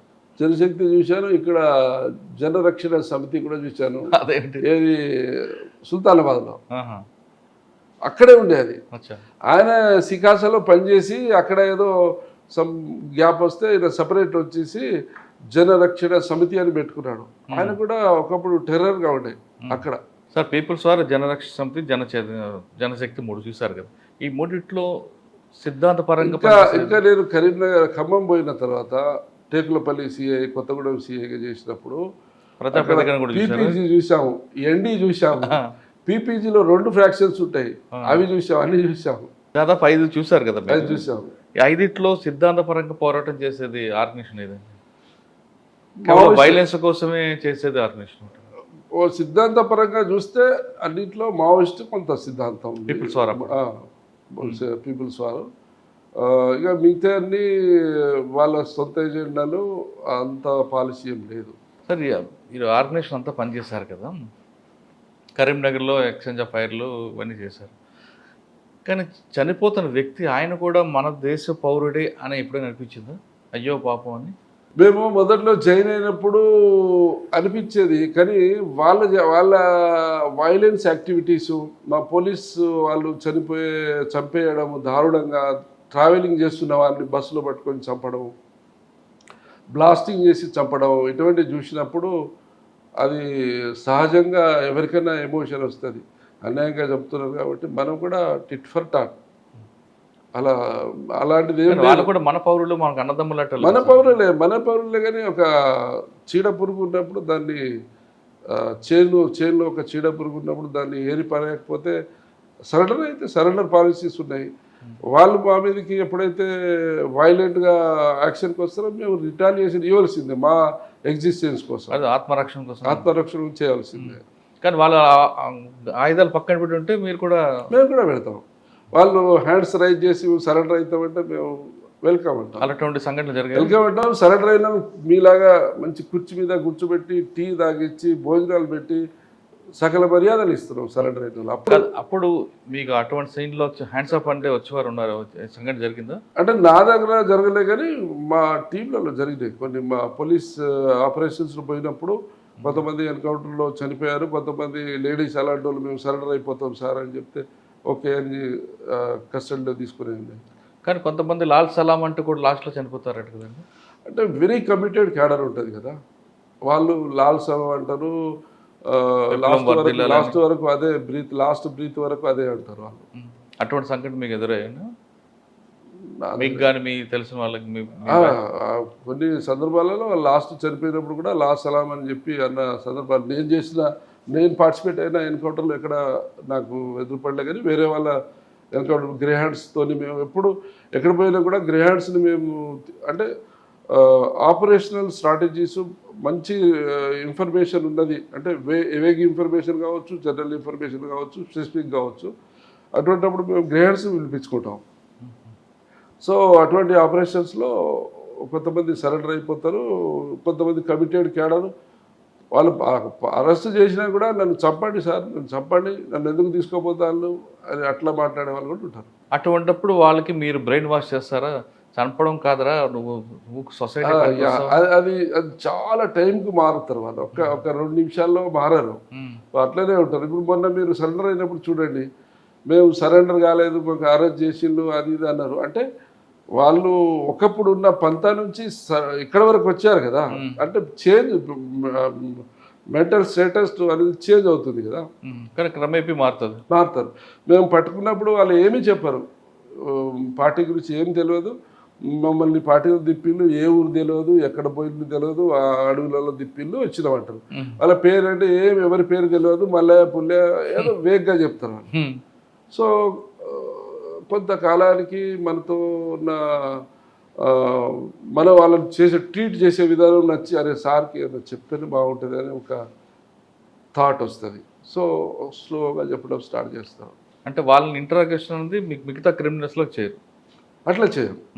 వాళ్ళని కొట్టుడు మాట్లాడుతూనే ఉండాలి. వాళ్ళ మైండ్ను మనం స్టడీ చేసి ఎట్లయితే బ్రేక్ అవుతాడు, ఎట్లయితే మనము వినోవర్ అవుతాం అనేది మనం స్టడీ చేసి చేయాల్సి ఉంటుంది. సార్ కొన్నిసార్లు వాళ్ళ మాటలు విని మనం కూడా తుపాకీ పట్టుకోవాలనిపిస్తుంటుంది అంటారు కొంతమంది ఆఫీసర్లు. అంటే వాళ్ళు అసలు దేశం ఏం చేస్తుంది, ఈ పీడిత ప్రజలు ఎలా మోసపోతున్నారు, ఇవన్నీ ఆర్థిక వ్యత్యాసాలు అని చెప్తుంటారు. వాళ్ళ స్పీచ్ విన్న తర్వాత అది నిజమే కదా అని మేము కూడా నక్సల్స్ వెళ్ళాలనుకున్నామని కొంతమంది ఆఫీసర్లు అంటారు. నిజమేనా? లేదు, అట్లా ఉండదు. ఎవరు చిన్న కేడర్లో ఎవరు అలాంటి ఆలోచన వస్తుంది కావచ్చు, కానీ అట్లా వాళ్ళ ఇప్పుడు తుపాకీ గొట్టం ద్వారా రాజ్యాధికారం అనేది వాళ్ళ నినాదం. అది వచ్చేది కాదు. ఈ ప్రజాస్వామ్యంలో అన్ని దేశాల్లో చూస్తున్నాం మనం. ఎక్కడ వాళ్ళ చైనా, మనము చుట్టుపక్కల దేశాల్లో వాళ్ళ పార్టీ రష్యా, అక్కడ చూసినా కూడా ఎక్కడ తుపాకీ గొట్టం ద్వారా రాజ్యాధికారం రాదు. ప్రజాస్వామ్య పరంగానే ఏదన్నా వస్తుంది. కాబట్టి మన వాళ్ళు ఇప్పుడు అక్కడ ఉన్నప్పుడు మాట్లాడేది, ఇప్పుడు వాళ్ళు వచ్చినప్పుడు వాళ్ళు ఏం చెప్తున్నారు, వాళ్ళు మేము అనుకున్న సిద్ధాంతం అనేది కరెక్ట్ కాదని వాళ్ళే ఒప్పుకుంటున్నారు కదా. అంటే అప్పుడున్న పరిస్థితులు వేరు, ఇప్పుడున్న పరిస్థితులు, సమాజంలో మార్పులు వచ్చి వాళ్ళు గుర్తించలేదు. ఇంకా వాళ్ళు ఇన్ని సంవత్సరాలు పోరాడింది వాళ్ళ రక్షణకు, వాళ్ళు ఎట్లా మేము పోలీసులకు దొరకకుండా ఉండాలి, ఎట్లా మా ఎగ్జిస్టెన్స్ అనే దానికే ఎక్కువ శ్రమ, ఖర్చులు. ప్రజలకు చేయడానికి వాళ్ళకు అవకాశం లేదు. ప్రజాస్వామ్యంలో ప్రభుత్వాలు చేస్తున్నప్పుడు వాళ్ళ దగ్గర రాజ్యం మీద యుద్ధం చేయడం అంటే సామాన్యం కాదు కదా, జరిగేది కాదు అది. సార్ ఇంకా మనం కరీంనగర్ తర్వాత సిఐడికి వచ్చారు. సిఐడి తర్వాత ఎక్కడికి వచ్చారు? సిఐడి తర్వాత మళ్ళీ డిఎస్ చవాన్ సారు ఖమ్మం ఎస్పీకి వచ్చారు. అక్కడ చిన్న ముదిగొండ ఎదురు కాల్పులు జరిగి అప్పుడు మీనా సాబ్ ట్రాన్స్ఫర్ అయ్యిందో చవాన్ సార్ని అక్కడ తీసుకొచ్చి పెట్టారు. సారు నేను సిఐడిలో ఉంటే నరేష్ వచ్చే అన్నాడు. ఓకే సార్ వస్తా అని చెప్పి రిపాట్రియేషన్ చేసుకొని మళ్ళీ అక్కడికి వెళ్ళాను. సార్ ముదిగొండ కాల్పులకి మీరు లేకపోయినా తర్వాత మీకు ఫ్యాక్ట్ తెలిసి ఉంటుంది కదా, అసలు ఏం జరిగిందండి అక్కడ? బస్సు మీద ఫైరింగ్ చేయడం అదేనా? కొంచెం అగ్రెసివ్ మాబ్, అది అగ్రెసివ్ మాబ్ కంట్రోల్ కాక పోలీసుల మీద స్టోన్స్ పెయింటింగ్ అది చేస్తే ఫైరింగ్ అయింది. సో ఎప్పుడు మీరు తెలుసు ఖమ్మం కిల్లా అనేది ఈ లెఫ్ట్ పార్టీ చాలా బలంగా ఉంటాయి, కమ్యూనిస్టుల కిల్లా కదా, కమ్యూనిస్టుల కిల్లా. సో దానివల్ల జరిగింది. దాని తర్వాత మీకు తెలిసిన చాలా అది జ్యుడిషియల్ ఎంక్వైరీ కూడా జరిగింది దాంట్లో. అక్కడ ఏం చేశారు మీరు? సార్ రమ్మంటే వెళ్ళి నేను టేకులపల్లి సీఏగా వెళ్ళాను. టేకులపల్లి అప్పుడు పూర్ణచంద్రరావు సార్ ఏమో ఐజీ గారు ఉండే, చవాన్ సార్ అక్కడ ఉండే. ముందు ఖమ్మం టౌన్ ఇస్తామన్నారు. దాని తర్వాత లేలే బాగా ఎక్స్పీరియన్స్ వర్క్ చేస్తారు, నువ్వు టౌన్లో ఏమి ఇస్తావు ఆయనకు, టేకులపల్లి ఇస్తే మంచి వర్క్ అవుతుంది కదా అంటే ఓకే సార్ టేకులపల్లి చేశాను. టేకులపల్లిలో గుండాల, ఆళ్ళపల్లి, మళ్ళీ ఆపరేషనల్ అన్నీ అప్పుడు ఓఎస్డి సాబ్ షాహనవాజ్ కాసిం సార్ ఉండే, క్రాంతి రాణాట సార్ ఉండే. సో అక్కడ ఆపరేషనల్స్ అన్నీ నేనే చూసేది. అంటే వాళ్ళ డైరెక్షన్ ఇచ్చి అవసరం ఉంటే పార్టీలు డిస్పాచ్ చేయి, బ్రీఫింగ్ చేయంటే చేసేది. సార్ టేకులపల్లికి దాటిన తర్వాత ఒకవైపు ఛత్తీస్గఢ్, ఒకవైపు ఏఓబి, ఆ రెండిట్లో కూడా బాగా ఎఫెక్ట్ ఉండేది అప్పుడు. కుంట అటువైపు నుంచి రావడం అంటే టేకులపల్లి వెళ్ళందు కొత్తగూడెం మధ్యలో ఉంటుంది. కానీ ఇప్పుడు గోదావరి అవతల ఇప్పుడు కుంట మీరు చెప్పిన ఆ ఏరియాలో కూడా నేను చాలా వెళ్ళాను. ఏంటంటే మనకు ఇండియా పాకిస్తాన్ లాగా అవుతుంది అక్కడ, క్రాస్ బార్డర్ ఎన్బి. వాడు పాకిస్తాన్ వాడు వచ్చి ఇక్కడ ఏదో వైలెన్స్ యాక్టివిటీ చేసి వెళ్ళిపోతారు కదా దొంగచాటుగా. ఇక్కడ ఛత్తీస్గఢ్ నుంచి ఇక్కడికి రాత్రిపూట వస్తారు, ఒక 20-30 కిలోమీటర్లో వచ్చి ఎవరినో చంపేయడం, ఏదో ప్రోక్లైన్ కాల పెడతాడు, బస్సు తగలబెడతాడు, రోడ్ పేల్చేస్తాడు, మళ్ళీ వెళ్ళిపోతారు. సో అవతల వాళ్ళకు స్ట్రాంగ్ బేస్ ఉంది అక్కడ. అప్పుడు బెటాలియన్స్ అవి అన్నీ బార్డర్లో ఉండేది. బార్డర్లో మన తెలంగాణ బార్డర్ అవతల ఒక 20-30 కిలోమీటర్ల వరకు తెలంగాణ పోలీసులకు భయపడి దానికి అవతల ఉంటారు వాళ్ళు. రాత్రిపూట వస్తారు, రాత్రిపూట నడుస్తారు కదా, క్రాస్ కంట్రీ వచ్చేస్తారు. 20-30 కిలోమీటర్లు వచ్చి తెల్లారకల్లా ఏదో ఇన్సిడెంట్ చేసి మళ్ళీ వెళ్ళిపోతారు. మరి వాళ్ళని పట్టుకోవాలా అంటే ఇప్పుడు మావోయిస్టు స్ట్రాటజీ మీకు తెలుసు కదా, వాళ్ళు మనకు ఎప్పుడైతే పీపుల్స్ వార్ నుంచి మావోయిస్ట్గా అవతరించిందో వాళ్ళు ఒక రెడ్ కారిడార్ ఎప్పుడైతే ఏర్పాటు చేసుకున్నారో మన క్యాడర్ అందరూ ఛత్తీస్గఢ్, ఒరిస్సా వివిధ రాష్ట్రాలకు వెళ్ళిపోయారు. ఇక్కడ గ్రేహాండ్స్ బలమైన పోలీసు నెట్వర్క్ ఉండేసరికి ఇక్కడ వాళ్ళకు కంఫర్ట్ లేదు. ఇక్కడ ఉండాలంటే దినగండము రోజుగండం ఎక్కడ పోలీసులు వస్తారో ఎక్కడి నుంచి ఆపరేషన్ స్టార్ట్ అవుతారో భయానికి వాళ్ళు అక్కడ కంఫర్ట్గా ఉంది వాళ్ళకు. నెలల తరబడి క్యాంపులు వేసుకొని కబడ్డీ ఆడుకుంటూ వాలీబాల్ ఆడుకుంటూ గడిపిన రోజులు ఉన్నాయి అక్కడ. సో మన పోలీసు కూడా అక్కడ మొదట్లో పోవడానికి జంకేది, అవతల బటాలియన్స్ ఉండేది, 1000 మంది వచ్చేది ఒకసారి. తర్వాత అక్కడ పోలీసు ఏం చేసింది, మన గ్రేహాండ్స్ మన ఎస్ఐబితో టైప్ అయిపోయి మొత్తం మనది కూడా నేషనల్ నెట్వర్క్ అయిపోయింది. సో వాళ్ళు కూడా మనకంటే మనలాగా వాళ్ళు కూడా పర్ఫెక్ట్ అయిపోయింది. ఫీల్డ్ ఆపరేషన్స్లో కావచ్చు, టెక్నాలజీ యూసేజ్లో కావచ్చు, వాళ్ళకి ప్రమోషన్స్, రివార్డ్స్, ఎంకరేజ్మెంట్ అయ్యేసరికి సో అక్కడ కూడా పర్ఫెక్ట్ అయిపోయారు. ఇప్పుడు అక్కడ బటాలియన్స్ అవన్నీ కూడా బయటకు వచ్చినాయంటే అక్కడ పోలీసులు స్ట్రాంగ్ అవడానికి ఒక ప్రధాన కారణం. మన దగ్గర నుంచి అక్కడికి వెళ్ళిపోయారు. అక్కడ వాళ్ళు ఎప్పుడైతే వీక్ ఉన్నారో అక్కడ బాగానే సస్టైన్ అయిండు. ఇప్పుడు వాళ్ళు స్ట్రాంగ్ అయ్యారు, వాళ్ళు స్ట్రాంగ్ అయిపోయి ఎక్కడ బేస్ లేదు కదా. సో ఇప్పుడు చేంజ్ వచ్చేసింది. అప్పుడు ఆ ప్రాబ్లం ఎలా ఫేస్ చేసేవారు మీరు? ఎందుకంటే అక్కడ ఏం కార్యక్రమం లేదు కాబట్టి ఆ పోలీసు కామ్గా ఉండేవారు. వాళ్ళ ఎఫెన్స్ అంతా మన దగ్గరే, షెల్టర్ అది అంటే మనము బార్డర్ క్రాస్ బార్డర్ ఎనిమి కోసం పాకిస్తాన్ బార్డర్లో ఎట్లయితే రాత్రి పగలు ఆర్మీ, ఎయిర్ ఫోర్స్ ఇవన్నీ ఎట్లయితే కాపలా కాస్తాం, మనది అదే పరిస్థితి ఉండేది. అవుట్ పోస్టులు పెడితే అవుట్ పోస్ట్ మీద లాంచర్, గ్రెనేడ్ లాంచర్లతో కొట్టడము, రాత్రిపూట అటాక్ చేయడం అటువంటివి జరిగినాయి. సో ఒక 4-5 ఇయర్స్ మనం బాగానే ఫేస్ చేసినాం. లాస్ట్ కూడా అయినా మనం అవతల పోయినప్పుడు గ్రేహాండ్స్ ఒకసారి బోట్లో మన వాళ్ళు క్రాస్ చేస్తుంటే బోటును కొట్టేయడం, పల్లెవేళ ఒకసారి హెలికాప్టర్లో లిఫ్టింగ్ అవుతుంటే ఆర్ఐ చనిపోయాడు ఒక. సో లిఫ్ట్ అయ్యంగానే వాళ్ళు లాస్ట్ లిఫ్టింగ్ 2-3 ఎక్కే టైంలో వాళ్ళు బరస్ట్ ఫైర్ కొట్టిండు. పైలట్ ఏం చేస్తాడు, ఇమీడియట్లీ టేకప్ చేసుకున్నాడు. 3 మిగిలిపోయారు అక్కడ. వీళ్ళు పరిగెత్తి వాళ్ళు చావడానికి. ఇప్పుడు ఈ మొత్తం ఎపిసోడ్లో తీసుకుంటే వాళ్ళు మన అన్నదమ్ములాంటి వాళ్ళు అనుకున్నా మన మీదకి ఎప్పుడైతే పోలీస్ మీద ఫైర్ చేస్తున్నారో ఆత్మరక్షణ కాల్పులు జరుపుతున్నాం అని మీరు అన్నారు. అంటే ఒక సాఫ్ట్ కార్నర్ కనిపిస్తుంది మీకు. అలాగే ఒక బాధకరమైన సంఘటన చెప్పండి. అంటే మన వాళ్ళు ఇంత పోలీస్ డిపార్ట్మెంట్ ఇలా చనిపోయారని, అయ్యో పాపం అని మీకు ఎదురైన మీ అనుభవం?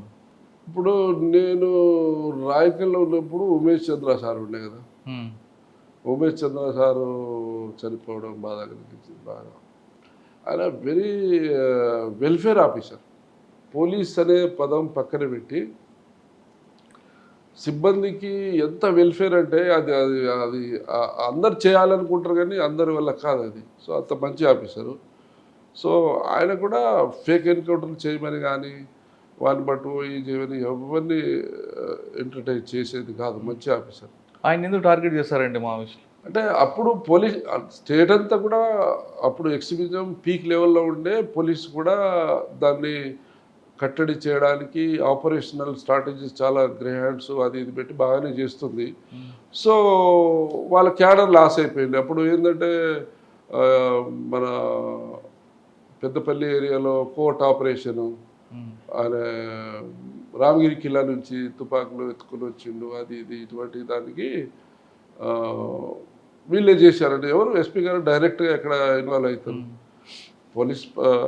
పోలీస్ ఇది ఇన్ఫిల్ట్రేషన్ చేయడము, వాళ్ళను కోర్టుగా పంపడం ఎస్పీ గారి లెవెల్లో కాదు కదా. అది ఎవరు చేస్తారు? అది ఎవరికి కాంటాక్ట్, కానిస్టేబుల్ క్లోజ్ ఉంటే కానిస్టేబుల్ డెవలప్ చేస్తారు, ఎస్ఐకి క్లోజ్ ఉంటే ఎస్ఐ డెవలప్ చేస్తారు.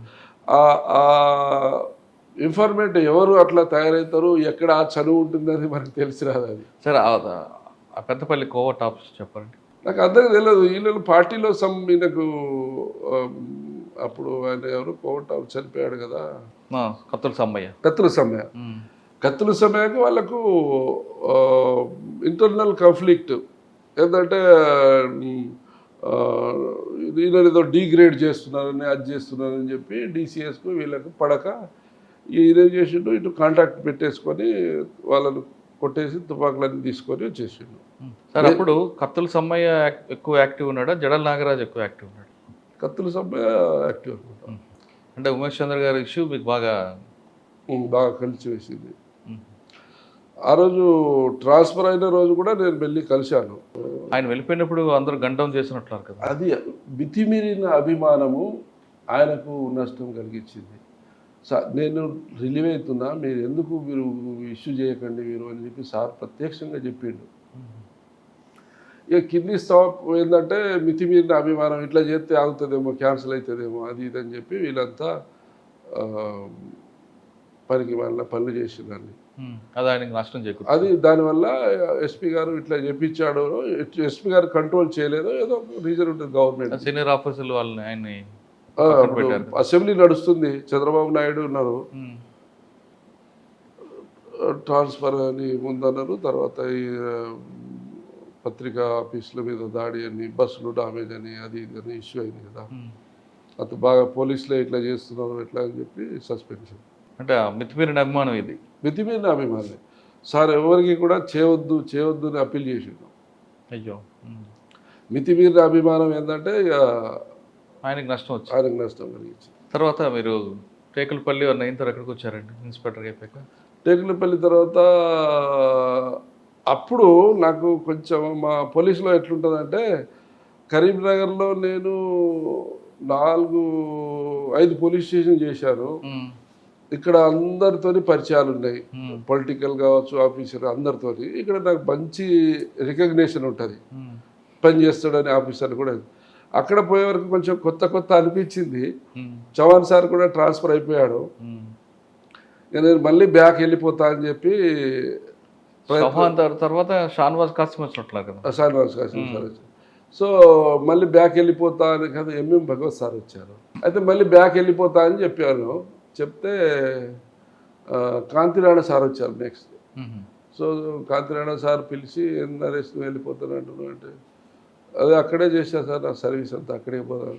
లేదు నువ్వు ఎక్కడ కావాలో చెప్పు. ఎస్పీ అయ్యండి అప్పటికి, ఓఎస్డీ నుంచి.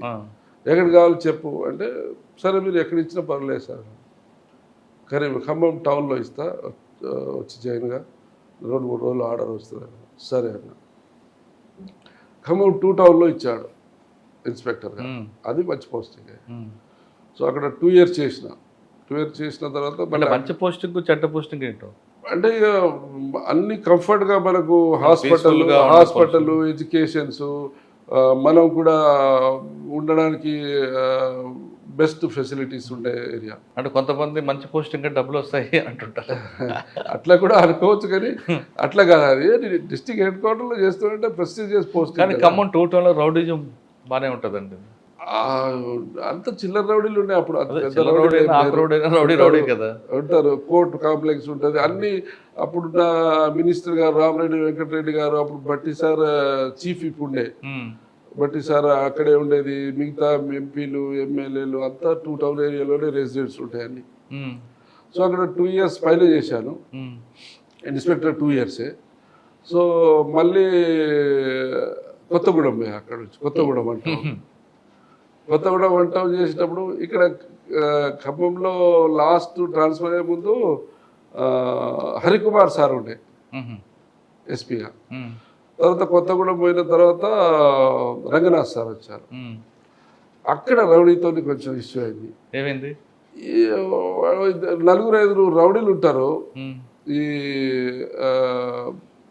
పాత బస్తీలో. వాళ్ళను కొట్టారు ఒకరోజు బాగా. కొడితే వర్మ వెంకటేశ్వరరావు గారు, ఆయన కొడుకు వాళ్ళు వచ్చి మా గవర్నమెంట్లో మా వాళ్ళని కొడతారా అది ఇది అని చెప్తే, మరి వాళ్ళు ఎవరినో కొట్టిళ్ళు. అక్కడ కొట్టాలంటే పోలీస్ స్టేషన్ మీద వచ్చి కొంచెం గడబడి చేసిండ్రు, రాళ్ళు గిల్లేసిండ్రు. కేసు రిజిస్టర్ అయింది. వాళ్ళ మీద కూడా కేసు రిజిస్టర్ అయింది. వర్మ మీద వాళ్ళ కొడుకు మీద ఉమ్, రాఘవ మీద. ఉమ్, అయితే రంగనాథ్ సార్ మాట్లాడి ఇక వాళ్ళను సరే నేను చెప్పినాను వాళ్ళు మళ్ళీ చేయలేదు పొరగాలు చేసినట ఉమ్, లీగల్ యాక్షన్ తీసుకో ఇక అని చెప్తే సరే అని ఉమ్, అరెస్ట్ చేసినాం. ఉమ్, అక్కడ నుంచి ఎలక్షన్ కూడా వచ్చింది. అక్కడ మోర్ దెన్ 3 years పనిచేసిన వాళ్ళు ఆ జిల్లా నుంచి వేరే జిల్లాకి చేయాలి. ఉమ్, అప్పుడు మళ్ళీ రంగరాజ్ సారే నీకు జగిత్యాల పొమ్మన్నాడు, ముందు పెట్టుపల్లి పొమ్మన్నాడు. ఉమ్, ఓకే సార్ అన్న. అంటే ఎలక్షన్ బిఫోర్ ట్రాన్స్ఫర్ ఎట్లా ఉంటాయంటే only IPS officers, DG sir, range IG గారు, ఎస్పీ గారు కూర్చొని చేస్తారు. ఉమ్, సో ఆ రోజు మీటింగ్ అయ్యే రోజే నాకు రాత్రి ఫోన్ చేసిండు సార్ మెట్పల్లి. ఉమ్, అంటే వాళ్ళు డిస్కషన్ చేస్తున్నారు అప్పుడు ఏది పోస్టింగ్స్ ఉమ్, చేస్తుంటే సార్ ఫోన్ చేసి జగిత్యాల వెళ్ళమంటే ఓకే సార్ అన్న. ఉమ్, జగిత్యాల వెళ్ళాను 14 ఉమ్, తెలంగాణ ఫార్మేషన్కి ముందు. ఉమ్, సో అక్కడ ఉన్నప్పుడే తెలంగాణ సపరేట్ స్టేట్ అయింది. తర్వాత అక్కడ చేశాక మళ్ళీ అక్కడ నుంచి సడన్గా 1 year తర్వాత అక్కడ ట్రాన్స్ఫర్ అయింది నాకు. ఉమ్, అయితే ఖానాపూర్ వెళ్ళా, ఆదిలాబాద్ ఖానాపూర్ వెళ్ళా. సార్ జగిత్యాలలో ఏముందండి, అక్కడ రకరకాల క్రైమ్ ఉంటుంది. ఒకటి కమ్యూనల్ ఉంటుంది, తర్వాత ఈ దుబాయ్ గల్ఫ్ ఉద్యోగాల పేరు మోసాలు ఇప్పుడు ఉంటాయి. నేను రాయకల్, కొరుట్ల, జగిత్యాల ట్రయాంగిల్ అన్నీ చేశా కదా. నాకు అంత ముందే తెలుసు ఉమ్, జగిత్యాలకు సంబంధించిన అక్కడ ఫైనాన్స్ వ్యవస్థ ఉన్నప్పుడు కూడా పనిచేసిన నేను. ఫైనాన్స్ అన్ని కొలాప్స్ అయినప్పుడు కూడా అక్కడే ఉన్నా నేను. మళ్ళీ నేను పోయిన తర్వాత దుబాయ్ ఏజెంట్ల మోసాలు, దుబాయ్ పోయే వాళ్ళు, ఈ అన్ని ఇష్యూస్ నాకు అంతకుముందు రాయకల్లో 3 years చేసిన, కొరుట్లలో 3 years చేసిన కదా. ఐడియా ఉందా? నాకు అంతకుముందు మరి వాటి మీద ఫోకస్ పెట్టారా? పెట్టాము. పోతాని చంద్రశేఖరరావు కోరుట్ల ఫైనాన్స్ అరెస్ట్ కూడా నేను చేశాను అక్కడ. ఆహా. ఇది గల్ఫ్ ఉద్యోగాల మీద గల్ఫ్ మీద వాళ్ళు చాలా మంది అరెస్ట్ చేసినాం. అక్కడ రకరకాల కమ్యూనల్ కోరుట్లలో జగిత్యాలలో కమ్యూనల్.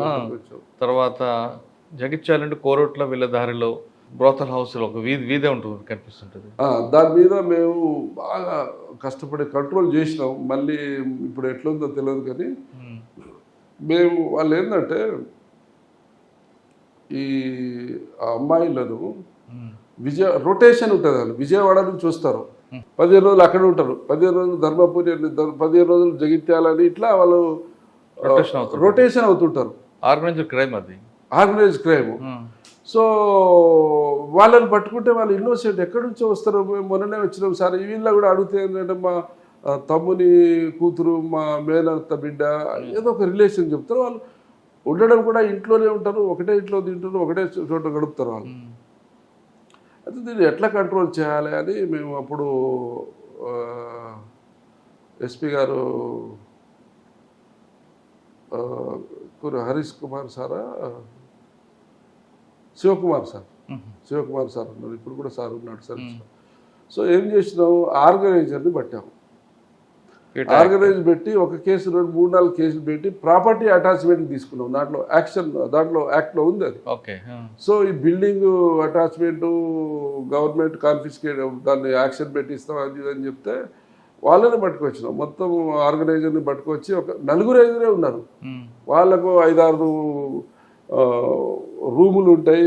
ఏది మనకు రెంట్ ఇచ్చే వాళ్ళు ఉంటారు కదా జాతరలో, అట్లా 4-5 ముసలి లేడీస్ ఉంటారు. వాళ్ళు కూడా పట్టుకొచ్చి చేసి ఇక మేము ఎవ్వరి రానియం, ఇక మా ఇంట్లో సెన్సేజ్ చేసిన ఇంట్లో ఎవరెవరు ఉంటారు, భార్య ఎవరు, భర్త ఎవరు, కొత్తలు ఎవరు వచ్చినా కూడా మాకు తెలియకుండా వస్తే అరెస్ట్ చేస్తాం అని అట్లా కట్టడి చేస్తే కంట్రోల్ చేసాం.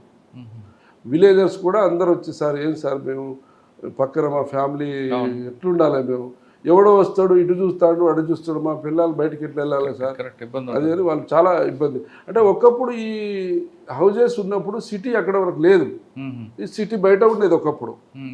సిటీ డెవలప్ అవ్వకుంటూ అక్కడ వరకు అయిపోయింది, అది సిటీలో అయిపోయింది ఇల్లు. సో వాళ్ళు కూడా వచ్చి కంప్లైంట్ చేయడము. తర్వాత ఇప్పుడు జగిత్యాలలో పొలిటికల్ అంటే అప్పుడు అంతగా లేదు. జీవన్ రెడ్డి సార్ ఉండే, ఎల్రమణ సార్ ఉండే, తర్వాత అప్పుడే సంజయ్ కుమార్ సార్ డాక్టర్, ఒరిజినల్గా డాక్టరు, అప్పుడే పొలిటికల్ ఫీల్డ్లో వచ్చాడు. సో అప్పుడు సంజయ్ కుమార్ సార్ గెలిచారు, జీవన్ రెడ్డి సార్తో మంచిగా కలిసి ఉండేది. అప్పుడు లేదు, వైరం లేదు. ఆ. తర్వాత వచ్చిందా? తర్వాత డెవలప్ అయింది అది. సార్ కరీంనగర్లో మీరు చేస్తున్నప్పుడే ఒక ఇద్దరు సెంట్రల్ కమిటీ మెంబర్లు ఉండేవారు, వీళ్ళిద్దరు యూజీఏ, వాళ్ళ మీద ఏమైనా ఫోకస్ చేశారా? చేశాము. But central committee members level ఎట్లుంటారంటే వాళ్ళు వేరే స్టేట్స్లో నెట్వర్క్ ఉంటాయి. అంటే ఇక్కడ నెట్వర్క్ ఉంటుంది కానీ వాళ్ళ షెల్టర్స్ కానివ్వండి, వాళ్ళ వేరియస్ స్టేట్లో ఉంటాయి. అవి మన ఒక పోలీస్ స్టేషన్ లెవెల్లో, ఒక సర్కిల్ డివిజన్ లెవెల్లో వాళ్ళని ట్రాక్ చేయడం కొంచెం కష్టం. మరి మీరు సోర్స్ అండ్ డెవలప్ చేయలేదు అక్కడ? తిరుపతి గణపతి గారు వీళ్ళందరూ అక్కడే ఉంచారు. గణపతి గారు రాయకల్లో పనిచేసిన కదా, రాయకల్లో ఆయన టీచర్. అప్పుడు లాస్ట్ డే ఉప్పు మడిగే దొర అని అంటారు, వెంకటేశ్వరరావు రాజేశ్వరరావు గారు ఉండే ఆయన.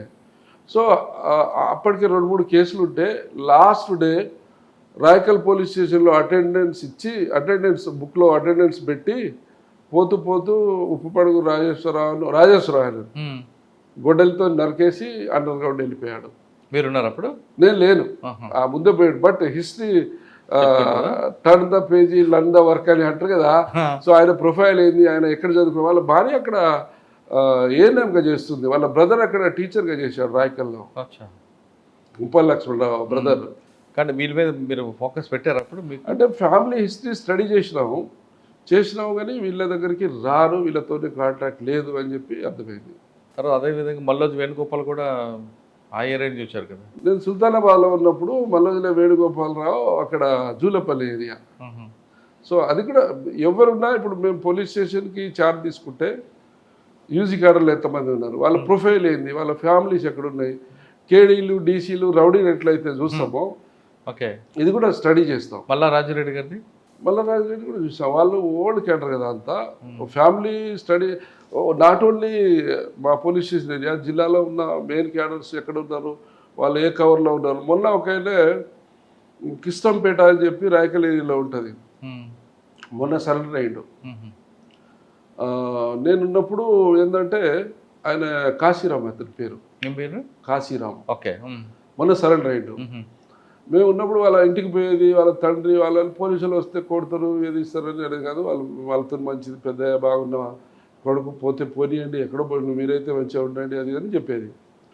ఒకరోజు ఏమైందంటే ఎప్పుడో ఒక అన్నోన్ పర్సన్ వచ్చి వాళ్ళ మనవరాళ్ళని తీసుకొని వచ్చి ఈయన దగ్గర పెట్టేసి మీ కొడుకు పంపించిండు, వీళ్ళ వెల్ఫేర్ చూసుకోమని చెప్పేసి వెళ్ళిపోయారు.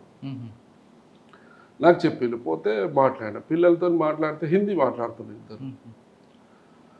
తర్వాత సరెండర్ అయిన క్యాడర్ని అడుగుతాం మేము, మరి ఫలానా వాడు ఎక్కడున్నాడు, వీడు ఎక్కడున్నాడు. మొన్న సరెండర్ అయిన వాళ్ళు కూడా అడిగితే మన దగ్గర వాడు ఇక్కడ వీడు ఎక్కడ అడ్రస్ చెప్తారు కదా. అడిగితే సార్ వాడు డెన్ కీపరు, ఏదో షాప్ పెట్టుకొని ఐరన్ హార్డ్వేర్ షాప్ పెట్టుకొని ఎక్కడో ఉంటాడు, అడ్రస్ తెలియదు అన్నాడు. పిల్లల్ని అడిగితే హిందీ మాట్లాడుతున్నారు. తుమారా బాప్ క్యా కామ్ కర్తే అంటే దుకాణం అంటారు. వాళ్ళకి పిల్లలకి ఏం తెలియదు. కిదరే అని అడిగారా?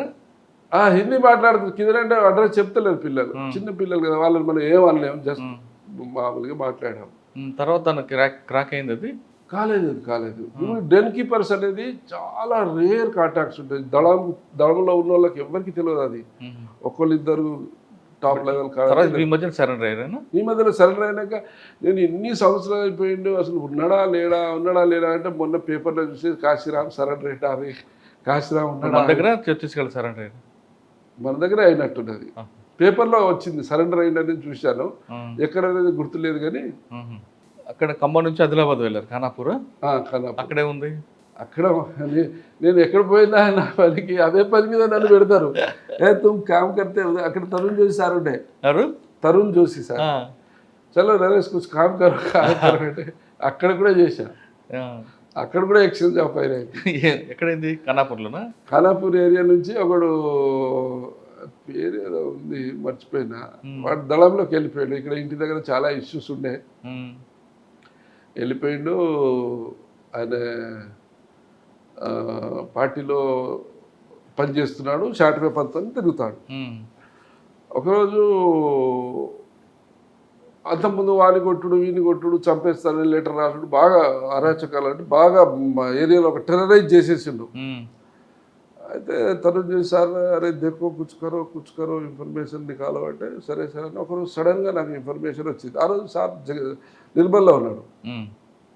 సాబ్ ఐసీ ఇన్ఫర్మేషన్ ఠీక్ మేము ఆరో అని అక్కడికి వచ్చాడు. వచ్చినాక ఇన్ఫర్మేషన్ అంటే ఇది ఫలానా చోట చెట్టు కాడ బాగా ఎండా కదా చెట్టు కాడ ఉన్నారు అంటే పోయినాం. పోతే ఫాస్ట్గా పోవాలి, ఆడ బండి పోదు, ఆడ ఆటోలో పోవాలి, మళ్ళీ కొంత దూరం నడిచిపోవాలి. వాళ్ళగా డే లైట్ ఉంటుంది, డే లైట్ అయితేనే పని అవుతుంది, రాత్రి అయితే కాదు అని ఫాస్ట్గా ప్లాన్ ప్రకారం వెళ్ళిపోయినాం. నేనే ముందు లీడ్ చేశాను. పోతే మమ్మల్ని చూసి ఫైర్ చేశారు, లుంగీలు కట్టుకొని ఫైర్ చేశారు. ఫైర్ చేస్తే ఏకే బుల్లెట్ ఈ నుంచి షార్ట్ పేపర్ ఎంత 30 గజాలు కొడుతుంది, ఏకే కొడితే 300 గజాలు మీటర్లు కొడుతుంది. సో నేను కొడితే ఈ నుంచి ఇడికి వెళ్ళిపోయింది, ఆయనకి ఇక్కడ నుంచి ఇడికి వెళ్ళిపోయింది ఆయనకి. ఒకటే బుల్లెట్ పడేది. తర్వాత కింద డౌన్ ఉండే వాళ్ళు ఎక్కడ ఉన్నా కూడా తప్పించుకోవడానికి అనుకూలమైన టోపోగ్రఫీని చూజ్ చేసుకుంటారు. సో కింద నాలా లాగా పడిపోయి వెళ్ళిపోయాడు. మేము చేంజ్ చేసినాం, దొరకలేదు. మొత్తం ఫారెస్ట్. ఇంకో 15 నిమిషాలకు చీకటి పడిపోయింది. అయితే తర్వాత చెప్పినాం.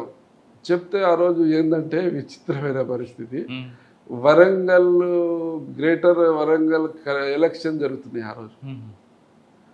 ఆ గ్రేటర్ ఎలక్షన్ రోజున ఎన్కౌంటర్ అయితే ఇది పొలిటికల్ ఇక ఇదవుతుందని మొత్తం స్టేట్ మీడియా అంతా వచ్చింది. అక్కడ ఎక్కడైంది చంపేసిండ్రు, ఎక్కడ దాచిపెట్టారు, లేదండి ఫైరింగ్ అయింది కానీ ఎస్కేప్డ్ అని మేము చెప్తున్నాం. తను సార్ చెప్తున్నారు, ఏం చెప్పినా వాళ్ళు వింటలేరు కదా. ఎలక్షన్ అయిపోయినాక వీళ్ళు చెప్తారు స్టేట్మెంట్ అనుకొని వాళ్ళు అనుకుంటున్నాను.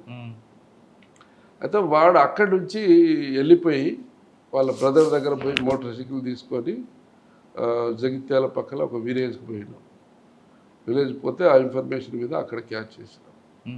క్యాచ్ చేసినాక వాడికి బుల్లెట్ బోన్కు తగలలేదు, వైటల్ పార్ట్కు తగలే, ఇక్కడ తగిలి వెనకకి వెళ్ళిపోయింది. రక్తం కూడా వచ్చి మొత్తం ఎండిపోయేది, ఏమీ కాలేదు. 2 days తర్వాత దొరికిండు. వెపన్ గోదావరి ఒడ్డున, గోదావరి దాటాలన్నమాట ఈ ఇన్సిడెంట్. అంటే జగిత్యాల సైడ్ రావాలంటే ఖానాపూర్ నుంచి గోదావరి దాటాలి. ఎండాకాలం కదా, డ్రై ఉండేది, అక్కడక్కడ దాటుతారు. అయితే గోదావరి ఒడ్డున ఇసుకలో వెపన్ దాచిపెట్టాడు. తెల్లారి తీసుకొచ్చినాం, వెపన్ రికవరీ చేసినాం. సార్ గోదావరి ఒడ్డున కానీ ఎక్కడ డప్పులో దాస్తే వాళ్ళు ఎలా గుర్తుపెట్టుకుంటారు అక్కడ ఫలానా దగ్గర దాచామని? చెట్టు గుట్టలో వంపులో ఏదో ఒకటి ల్యాండ్ మార్క్స్ ఉంటాయి. సో అట్లా వెపన్ రికవరీ చేసినాం. తర్వాత వాడు అప్పటికే 2-3 మర్డర్ కేసులో ఉన్నాడు, అరెస్ట్ చేసినాం, రిమాండ్ చేసినాం. ఏం పేరు సరిగ్గా ఇప్పుడు జైల్లో ఉన్నాడు, బయట బయట ఉన్నాడు ఇప్పుడు. ఎక్కడ? ఖానాపూర్ ఏరియాలో ఉన్నాడు సార్. ఖానాపూర్ తర్వాత డిఎస్పీ ప్రమోషన్, డిఎస్పీగా మహబూబాబాద్ వెళ్ళారు. అక్కడ 3.5 years ఉన్నాను. ఎక్కడైనా 3 సంవత్సరాలు అంతా నా ట్రాక్ రికార్డ్ అంతా 3. ప్రమోషన్ వస్తే పోవడమో, లేకపోతే ఎలక్షన్ కూడా వస్తే పోవడం. మహబూబాబాద్లో ఏముందండి? అక్కడ నక్సల్ మూవ్మెంట్ అక్కడ కూడా చేసాం. అక్కడ హ్యూజ్ వెపన్స్ రికవరీ చేసినాం, డంప్స్, పెద్ద పెద్ద వెపన్స్. ఎవరు ఎస్పీ అప్పుడు? కోటిరెడ్డి సార్. అంటే మొత్తం పీపీజీ అక్కడ, మావోయిస్ట్ కాదు, మొత్తం ప్రజా ప్రతిఘటనలో 2 ఫ్యాక్షన్స్ ఉంటాయి. పీపీజీ రామచంద్రం ఫ్యాక్షన్ ఒకటి, ఇంకోటి ఏదో ఉంటుంది. అన్ని సరెండర్ చేసినాం, వెపన్ రికవరీ చేసినాం. పోయి మీరు చెప్పినట్టుగా మేము చుట్టుముట్టిన తర్వాత సరెండర్ అయిపోతాం సార్ అని చెప్తే వెపన్ రికవరీ తీసుకున్నాం, సరెండర్ చేసుకున్నాం. మహబూబాబాద్ తర్వాత ఇప్పుడు మాకు ఎట్లా అంటే నాగుపాము బురద పాము లాగా మావోయిస్ట్ ఉంటే వాళ్ళు మాకు కాటేస్తారు. సో దాని విషయంలో ఫర్మ్ పాలసీ ఉంటుంది. ఈ బురద పాములు మనం కాటేవి, పోలీసుల మీద దాడికి రావాలి. సో వీళ్ళ విషయంలో సాఫ్ట్గా ఉంటాం. సరెండర్ చేసుకోవడం కావచ్చు, లేకపోతే తొందరపడి ఫైరింగ్ చేయకుండా సరెండర్ కామని చెప్పి కాషన్ ఇచ్చి సరెండర్ చేసుకోవట్లా.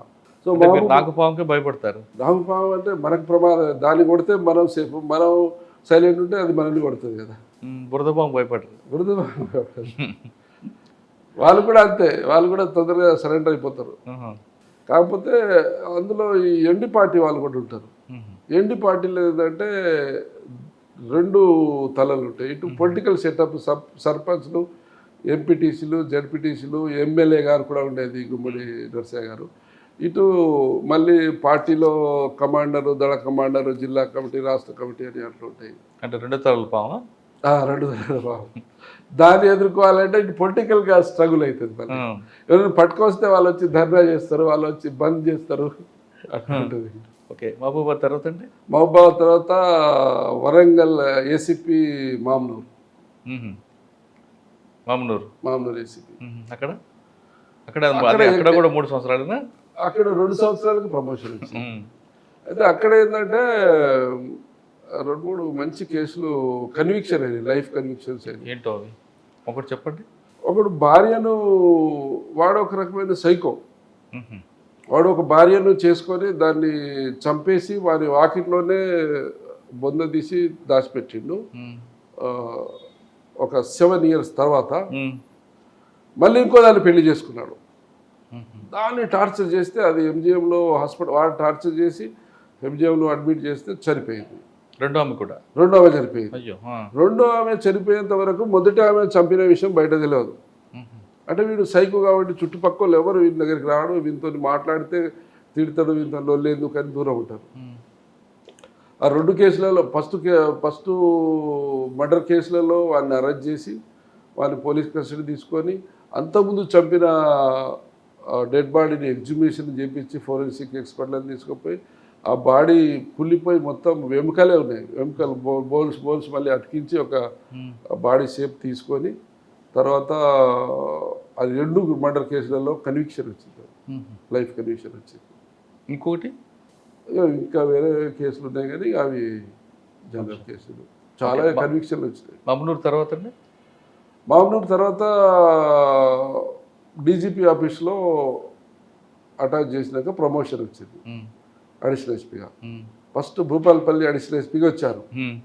3 months ఉన్నాను అక్కడ, 2 చోట్ల పేరు ఉంటుంది. 3 months రాగానే వరంగల్ ఎలక్షన్ కోడ్ వచ్చింది. నాకు సొంత జిల్లా వరంగల్ కాబట్టి ఇది వరంగల్ పార్లమెంట్ కాన్స్టిట్యూన్సీ కాబట్టి షిఫ్ట్ కావాల్సి వచ్చింది. ఎక్కడ పంపించారు? Khammam additional DCP. అక్కడ 14 నెలలు చేశాను. చేసినాక మళ్ళీ ఇక్కడికి వచ్చాను, మళ్ళీ సేమ్ ప్లేస్. ఇక్కడికి వచ్చాక ఛాలెంజ్ ఏముంది? ఒకప్పుడు భూపాలపల్లి వేరు, ఇప్పుడు భూపాలపల్లి వేరు. ఇప్పుడు ఇది కూడా క్రాస్ బార్డర్ ఎనిమినే. ఇప్పుడు మన భూపాలపల్లికి ఇటు మహారాష్ట్ర బార్డర్ వస్తుంది, ఇటు ఛత్తీస్గఢ్ బార్డర్, 2 స్టేట్ల బార్డర్ దీనికి ఉన్నాయి. ఇప్పుడు ఇటే వస్తుంది అనుకుంటా. సిరోంచా ఏమో మనకు మన కాళేశ్వరం ప్రాజెక్టు నుంచి అవతల స్ట్రైట్ లైన్ తీసుకుంటే లెఫ్ట్ పార్ట్ నార్త్ ఏరియా మొత్తం మహారాష్ట్ర సిరోంచా డివిజన్ వస్తుంది. దాని కింద ఇప్పుడు మన పల్మేల పోలీస్ స్టేషన్ ఉంది, కుక్కలగూడూరు మన ఎటునగరం మన పోలీస్ స్టేషన్ ఏదో ఉంది కదా, భూపాలపట్నం. ఈ భూపాలపట్నం ఇవేమో దాంట్లోకి వస్తుంది, ఇది మన ఛత్తీస్గఢ్లో వస్తాయి. సో మేము ఇక్కడ ఉన్నప్పుడు కూడా వాళ్ళు వస్తున్నారు పోతున్నారు, స్ట్రాటజికల్గా వాళ్ళను ఎన్కౌంటర్ చేయడం కాదు, వాళ్ళను సరెండర్ చేయడానికి స్ట్రాటజికల్గా మన గవర్నమెంట్ ప్రయత్నం చేసింది. వాళ్ళు 100% సక్సెస్ అయింది. ఇప్పుడు సరెండర్లో ఎక్కువగా ఇటువైపు నుంచి వచ్చారు కొంతమంది.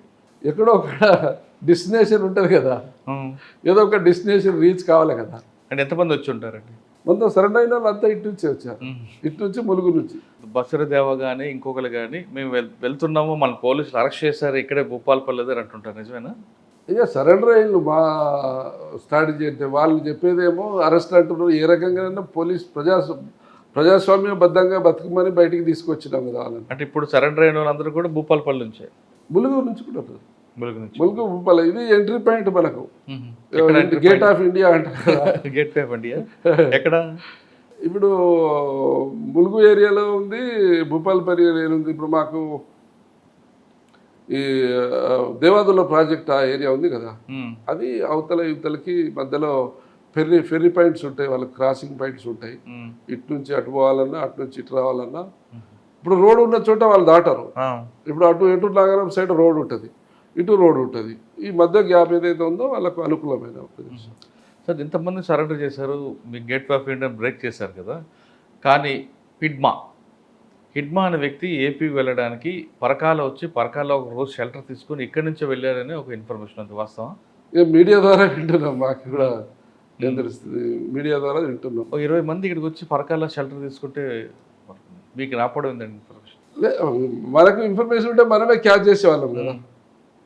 అవును, మనమే క్యాచ్ చేసేవాళ్ళం కదా. అలాంటి ఇన్ఫర్మేషన్ అయితే ఏం లేదు. ఓకే. ఇప్పుడు భూపాలపల్లి ఏముందండి? ప్రశాంతం. ఇప్పుడు గేట్వే ఆఫ్ ఇండియా క్లోజ్ అయిపోయిందా?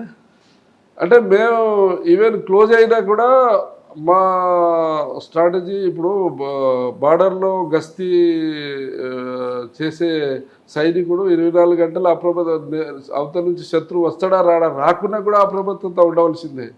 సో సేమ్ స్ట్రాటజీ కంటిన్యూ ఉంటుంది. కానీ బార్డర్కి వేరు, ఇక్కడ వేరు. పూర్తిగా మూవ్మెంట్ లేదు కదండి ఇప్పుడు. లేదు, మూవ్మెంట్ అయితే లేదు. ఏముంటుందన్న, మూవ్మెంట్ పోయింది కదా, మరొకసారి ఇంకొక రూపంలో వచ్చే అవకాశం ఉందంటారు. విప్లవం వచ్చే అవకాశం అయితే ఈ రూపంలో ఆర్మ్డ్ స్ట్రగుల్ అనేది రాదు పక్కా. ఏమైనా అర్బన్ అని వాళ్ళు అంటున్నారు, అర్బన్ ఎక్స్ట్రీమిజం ఉంటుంది, అది ఉంటుంది. మరి అది ఇంకో రూపంలో రావచ్చు. ఇప్పుడు మనం చూస్తలేమా, ఇప్పుడు ఎన్డీ పార్టీ ఉంది. ఎన్డీ పార్టీ ఒకప్పుడు ఆర్మ్డ్ స్ట్రగుల్ ఉండేది, ఇప్పుడు ఆర్మ్డ్ స్ట్రగుల్ లేదు వాళ్ళకు. కానీ ఆయుధాలతో మాత్రం రాదు. ఆయుధాలతో రాదు. ఆయుధాలతో వచ్చిన ప్రజలు విశ్వసించే పరిస్థితి లేదు. సార్ మీరు ఫస్ట్ నుంచి చూస్తున్నారు కాబట్టి, ఒకప్పుడు సిద్ధాంతపరంగా వెళ్ళిన మూమెంట్ చూశారు మీరు. కానీ తర్వాత క్రమేపీ ఈ సిద్ధాంతం కూడా అర్థం తెలియని వాళ్ళందరూ వెళ్ళారు ఎందుకండి? ఇప్పుడు state level cadre, central level cadres అందరూ మొత్తం ఢిల్లీ క్యాపిటల్ ఇండియాకి ఎట్లనో మన తెలంగాణ క్యాపిటల్ నుంచే వీళ్ళంతా ఆర్గనైజింగ్ క్యాడర్, ఆర్గనైజర్స్ సెటప్ అంతా వీళ్ళది. వీళ్ళు వెళ్ళినప్పుడు వీళ్ళకి ఐడియాలజీ, వీళ్ళకు కమ్యూనిజం గురించి ఇవన్నీ చదువుకున్న రాడికల్ మూమెంట్లో అండర్ గ్రౌండ్ అయిపోయి క్రైమ్లలో ఇన్వాల్వ్ అయిపోయి వెళ్ళిపోయారు వీళ్ళు. మళ్ళా ఆదిరెడ్డి కావచ్చు, అందరి పేర్లు మీకు తెలుసు. సో అప్పుడు స్ట్రాటజీ ఉంది, వాళ్ళకు సిద్ధాంతం అనేది ఉన్నది. ఆ సిద్ధాంతం ఆ రోజులో అవసరం వచ్చింది. ఆ రోజులో భూస్వామ్య వ్యవస్థ కావచ్చు, ఈ కొన్ని పల్లెటూళ్ళలో అరాచకాలు చేసేది ఆ రోజు కొంతవరకు ఉండేది. సో ఆ రోజు అవసరం ఉండేది కాబట్టి వీళ్ళు ఆ రోజు దాన్ని అట్రాక్ట్ అయ్యి వెళ్ళిపోయారు. క్రమేణా ఇదంతా ఇప్పుడు ఎట్లయిపోయిందంటే అందరు ఈక్వల్ అయిపోయారు. ఎవరు చిన్న చేసినా కూడా ఇలా చట్టాలు, ఎస్సీ ఎస్టీ యాక్ట్లు ఉన్నాయి, ఇలా అన్ని రకాల కుల సంఘాలు ఉన్నాయి, అన్ని రకాల యూనియన్స్ ఉన్నాయి. ఎవరి ప్రాబ్లం వచ్చినా వాళ్ళు సాల్వ్ చేసుకునేటట్టు వాళ్ళే ఫైట్ చేసుకుంటారు. ఇంకోళ్ళు సపోర్ట్ అవసరం లేదు ప్రజలకి ఈరోజు. సో వాళ్ళు కూడా అక్కడ పోయినారు. వాళ్ళు పోయినప్పుడు తుపాకీ కొట్టడం ద్వారా రాజ్యాధికారం అనుకున్నారు. ఇది 30-40 సంవత్సరాలు స్ట్రగుల్ చేశారు. లాస్ట్ ఎండ్కు ఈ 30-40 సంవత్సరాల్లో సాధించేది ఏం లేదు, ముందు సాధించే అవకాశం కూడా లేదు అని వాళ్ళు రియలైజ్ అయిపోయి ఇప్పుడు బయటకు వచ్చారు. సార్ మీ సర్వీస్లో అది అంతా చూసారు కరెక్టే. కానీ తర్వాత జనరేషన్ వాళ్ళు పార్టీ వైపు రాకపోతే ఏదో ఒక రకంగా క్రైమ్లో ఇరికించి, లేదా భార్యలు చిన్నప్పుడు పెళ్లి చేసిన బాలల్ని తీసుకురావడం, అంటే ఎక్కడో క్రైమ్లో ఫిక్స్ అయిన వాళ్ళని వాళ్ళు తీసుకొచ్చేవారు అంటున్నారు. వాస్తవం అనేది ఎస్. ఇప్పుడు నేను చెప్పినట్టుగా ఒకప్పుడు వాలంటీర్గా చదువుకునే PG students, engineering students, doctor students వెళ్ళారు, చదువుకునే వాళ్ళు వెళ్ళారు. సో దాని తర్వాత క్రమక్రమంగా అందులో స్టూడెంట్స్ లేదు, చదువుకున్న వాళ్ళు, తెలివి ఉన్న వాళ్ళు ఆలోచించి అందులో పోతే ఉపయోగం లేదని చెప్పి పోకపోయేది. వాళ్ళు వ్యక్తిగత ఇష్యూలు ఉంటే ఇక్కడే సార్ట్అవుట్ చేసుకునేది.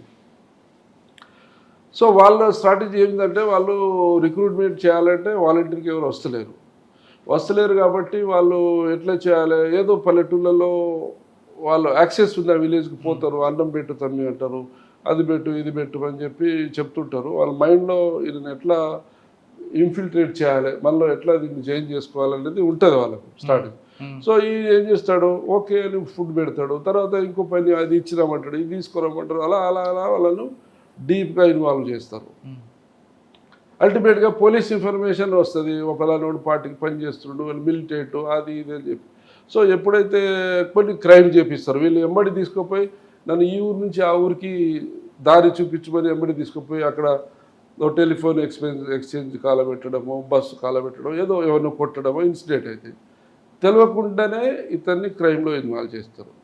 తర్వాత ఏం చేస్తారు, వీళ్ళు భయపడిపోతారు, అరే నా పేరు మీద కేసు నమోదైంది, నన్ను చూశారు, నన్ను రేపు పోలీసులు పట్టుకుంటే కేసులు పెడతారు, ఇదైతే వాడు పెద్దగా భయాందోళనకు గురి అవుతాడు.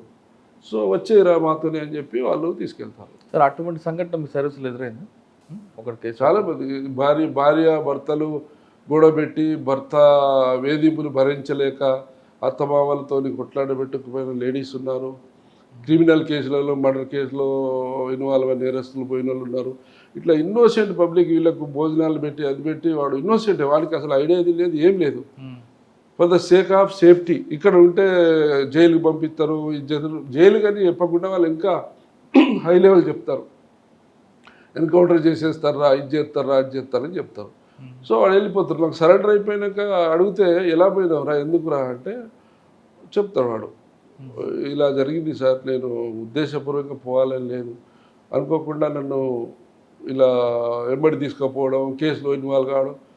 సో చట్టం ముందు ఎట్లా ఉంటుందో ignorance of law is not excusable అని ఒక సామెత ఉంటుంది. నాకు చట్టం తెలియదు, నేను తప్పు చేసినా విడిచిపెట్టమంటే విడిచిపెట్టాం. గుర్తుకోవడం వానికి చదువు రాదు, చట్టం తెలియదు, అయినా కూడా వాడు మర్డర్ చేస్తే మర్డర్ కింద ప్రాసిక్యూట్ చేయవలసిందే.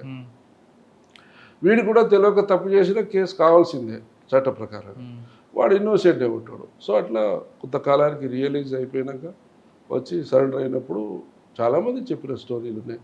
నాకు తెలిసి 2015-20 తర్వాత మ్యాక్సిమం క్యాడర్స్ అంతా ఇక్కడ నుంచి పారిపోయి అక్కడ షెల్టర్ తీసుకోవడానికి తప్పించుకోవడానికి పోయిన వాళ్ళు, ఏదో కేసులో ఇన్వాల్వ్ అయిన వాళ్ళు, లేకపోతే ఇక్కడ సమస్యలు, భూమి సమస్య ఉంది, అవతలతో సార్ట్ అవుట్ అయితే లేదు, అక్కడ పోతారు, పోయి మా సమస్య క్లియర్ చేయమని చెప్తే వాళ్ళు చేద్దాం అని అమ్మడి పెట్టుకుని తిరుగుతారు.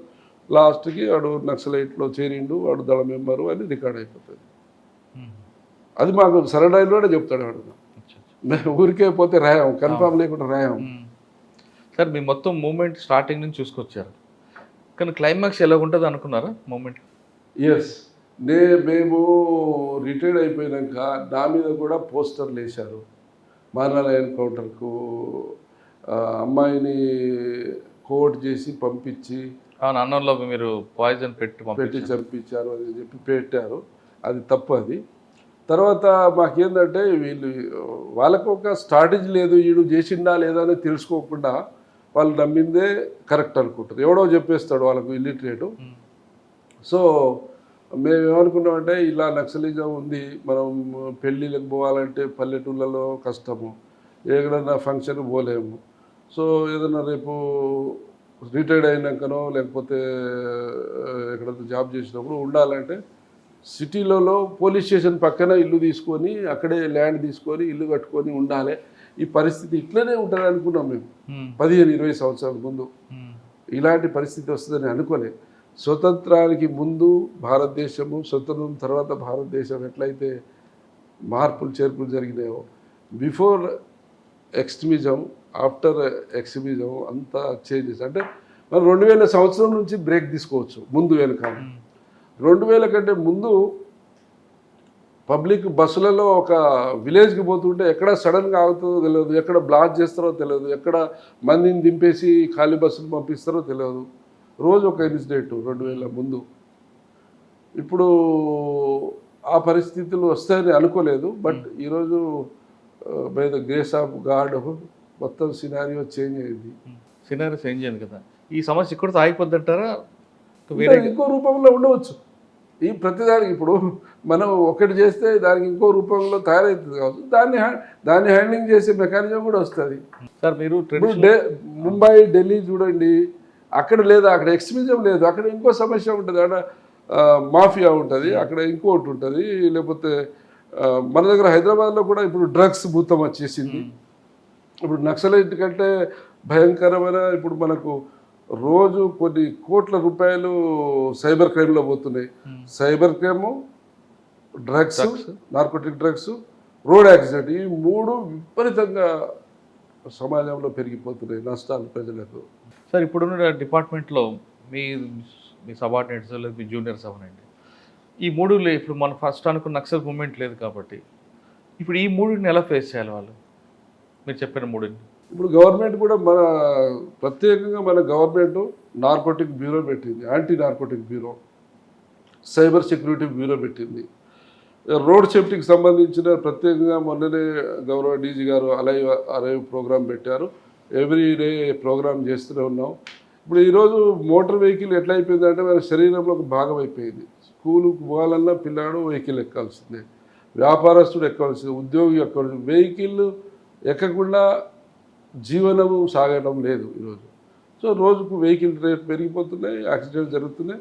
ఇప్పుడు మనకు ఒక చిన్న సమస్య వస్తే ధర్నాలు చేస్తారు, బంద్లు చేస్తారు, ఏదన్నా బండికి గీత పడితే లొల్లి పెడతారు, హెల్మెట్ ధరించుకోరు. మన మేడం చెప్తుంది, అదే విన్నా నేను. అదే మన మొబైల్ ఫోన్ స్క్రీన్ గార్డ్ ఉంటుంది, హెల్మెట్ ధరించుకోరు. ఎన్ని నష్టాలు పోతున్నాయి. మన సేఫ్టీ కోసం హెల్మెట్ ధరించాలి, రోడ్ రూల్స్ను ఫాలో కావాలి. ఎవరు కావాలని నాకు బండి లేదు కదా అనుకుంటారు. బండి లేకపోతే నువ్వు బండిలో ట్రావెల్ చేస్తుంటావు కదా. స్కూల్ పిల్లలు కూడా బండిలో ట్రావెల్ చేస్తున్నారు, లేడీస్, జెంట్స్, ఎవ్రీ పర్సన్. వాళ్ళు హెల్మెట్ అంటే ఇక్కడికే కదా వెళ్తున్నాం సార్. ఏడైతే యాక్సిడెంట్ ఇక్కడ జరుగుతుంది అక్కడ జరుగుతుందో మనకు తెలిసి ఉంటుందా? యాక్సిడెంట్ తెలియదు కదా, తెలియదు కదా. అది మనకు ఒక ఎలక్ట్రిక్ ట్రాన్స్ఫారం ఉంటుంది, కిందనే ఉంటుంది. టచ్ చేస్తే కాలు చచ్చిపోతామని తెలుసు, ఆ సెన్స్ ఉన్నది. పట్టుకోరు. రోడ్డు మీద ఆ సెన్స్ ఎందుకు వస్తలేదు? హెల్మెట్ ఎందుకు? డిఫెన్సివ్ డ్రైవింగ్ ఎందుకు? ముందు బండి సడన్గా ఆపేస్తాడు, సడన్గా బ్రేక్ ఫెయిల్ అవుతుంది, ఎట్లా కంట్రోల్ చేయాలి? ఆ డిస్టెన్స్ మెయింటైన్ చేయాలి. ఆ సెన్స్ ఇంకా డెవలప్ అవుతుంది. రాంగ్ రూట్లో కొంతమంది వస్తుంటారు, రాంగ్ రూట్లో వస్తారు, ఇక్కడే కదా అంటాడు. అంటే హెల్మెట్ అనేది హైవే మీదే వాడాలి అంటారు కొంతమంది. అంటే ఇప్పుడు కొన్ని కోర్టు జడ్జిమెంట్లు సిటీలో అవసరం లేదు అంటున్నారు, కానీ ఇప్పుడు మన సేఫ్టీ కోసం పెట్టుకుంటే తప్పే ఉంది. కోర్టు ఆర్డర్ని మనం ఒబే చేస్తాము, కానీ ఇండివిజువల్గా చెప్తున్నాం. మీరున్నాం, నేనున్నాము, పెట్టుకుంటే మంచిది కదా. సడన్గా మనం మంచిగా అవతలోడు వచ్చి గుద్దుతాడు.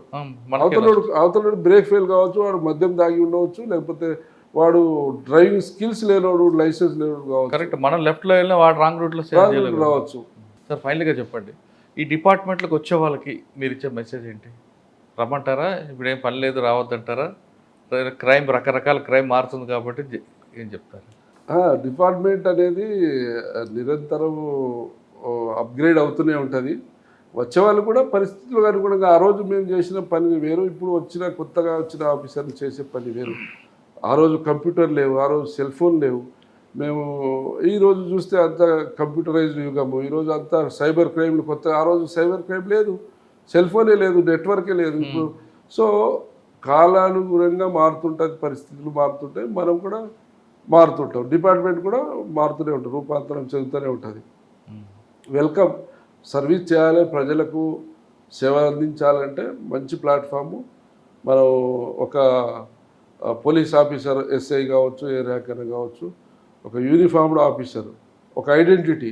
అదే వేరే డిపార్ట్మెంట్లో ఆఫీసర్స్ ఎవరున్నా కూడా వాళ్ళకు ముందు ఎవరు వచ్చి సార్ పలానా సార్ అని చెప్తే ఒక ఐడెంటిటీ తెలుస్తుంది.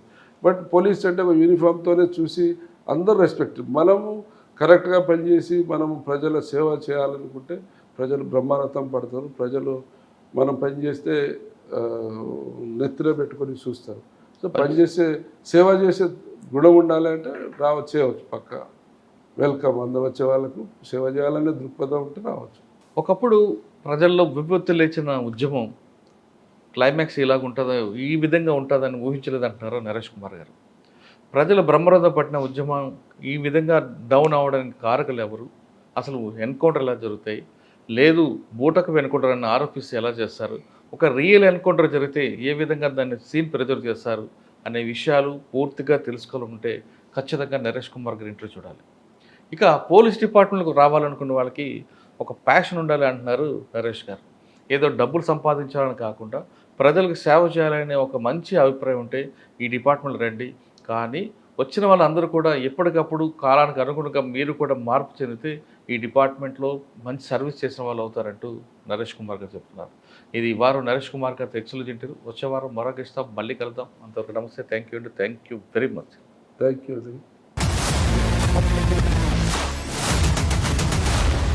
I dreams, this police diaries is something very, very valuable towards that. I must really appreciate Murali, your insights. I Dreams founder and CEO చిన్న వాసుదేవ్ రెడ్డి గారితో మురళీధర్ క్రైమ్ స్టోరీస్ చాలా ఫేమస్ అయిపోయినాయి. గౌతమ్ సవాంగ్ గారు, Satyanarayana sir. congratulate him for doing so well, and I congratulate him, his boss also. So well.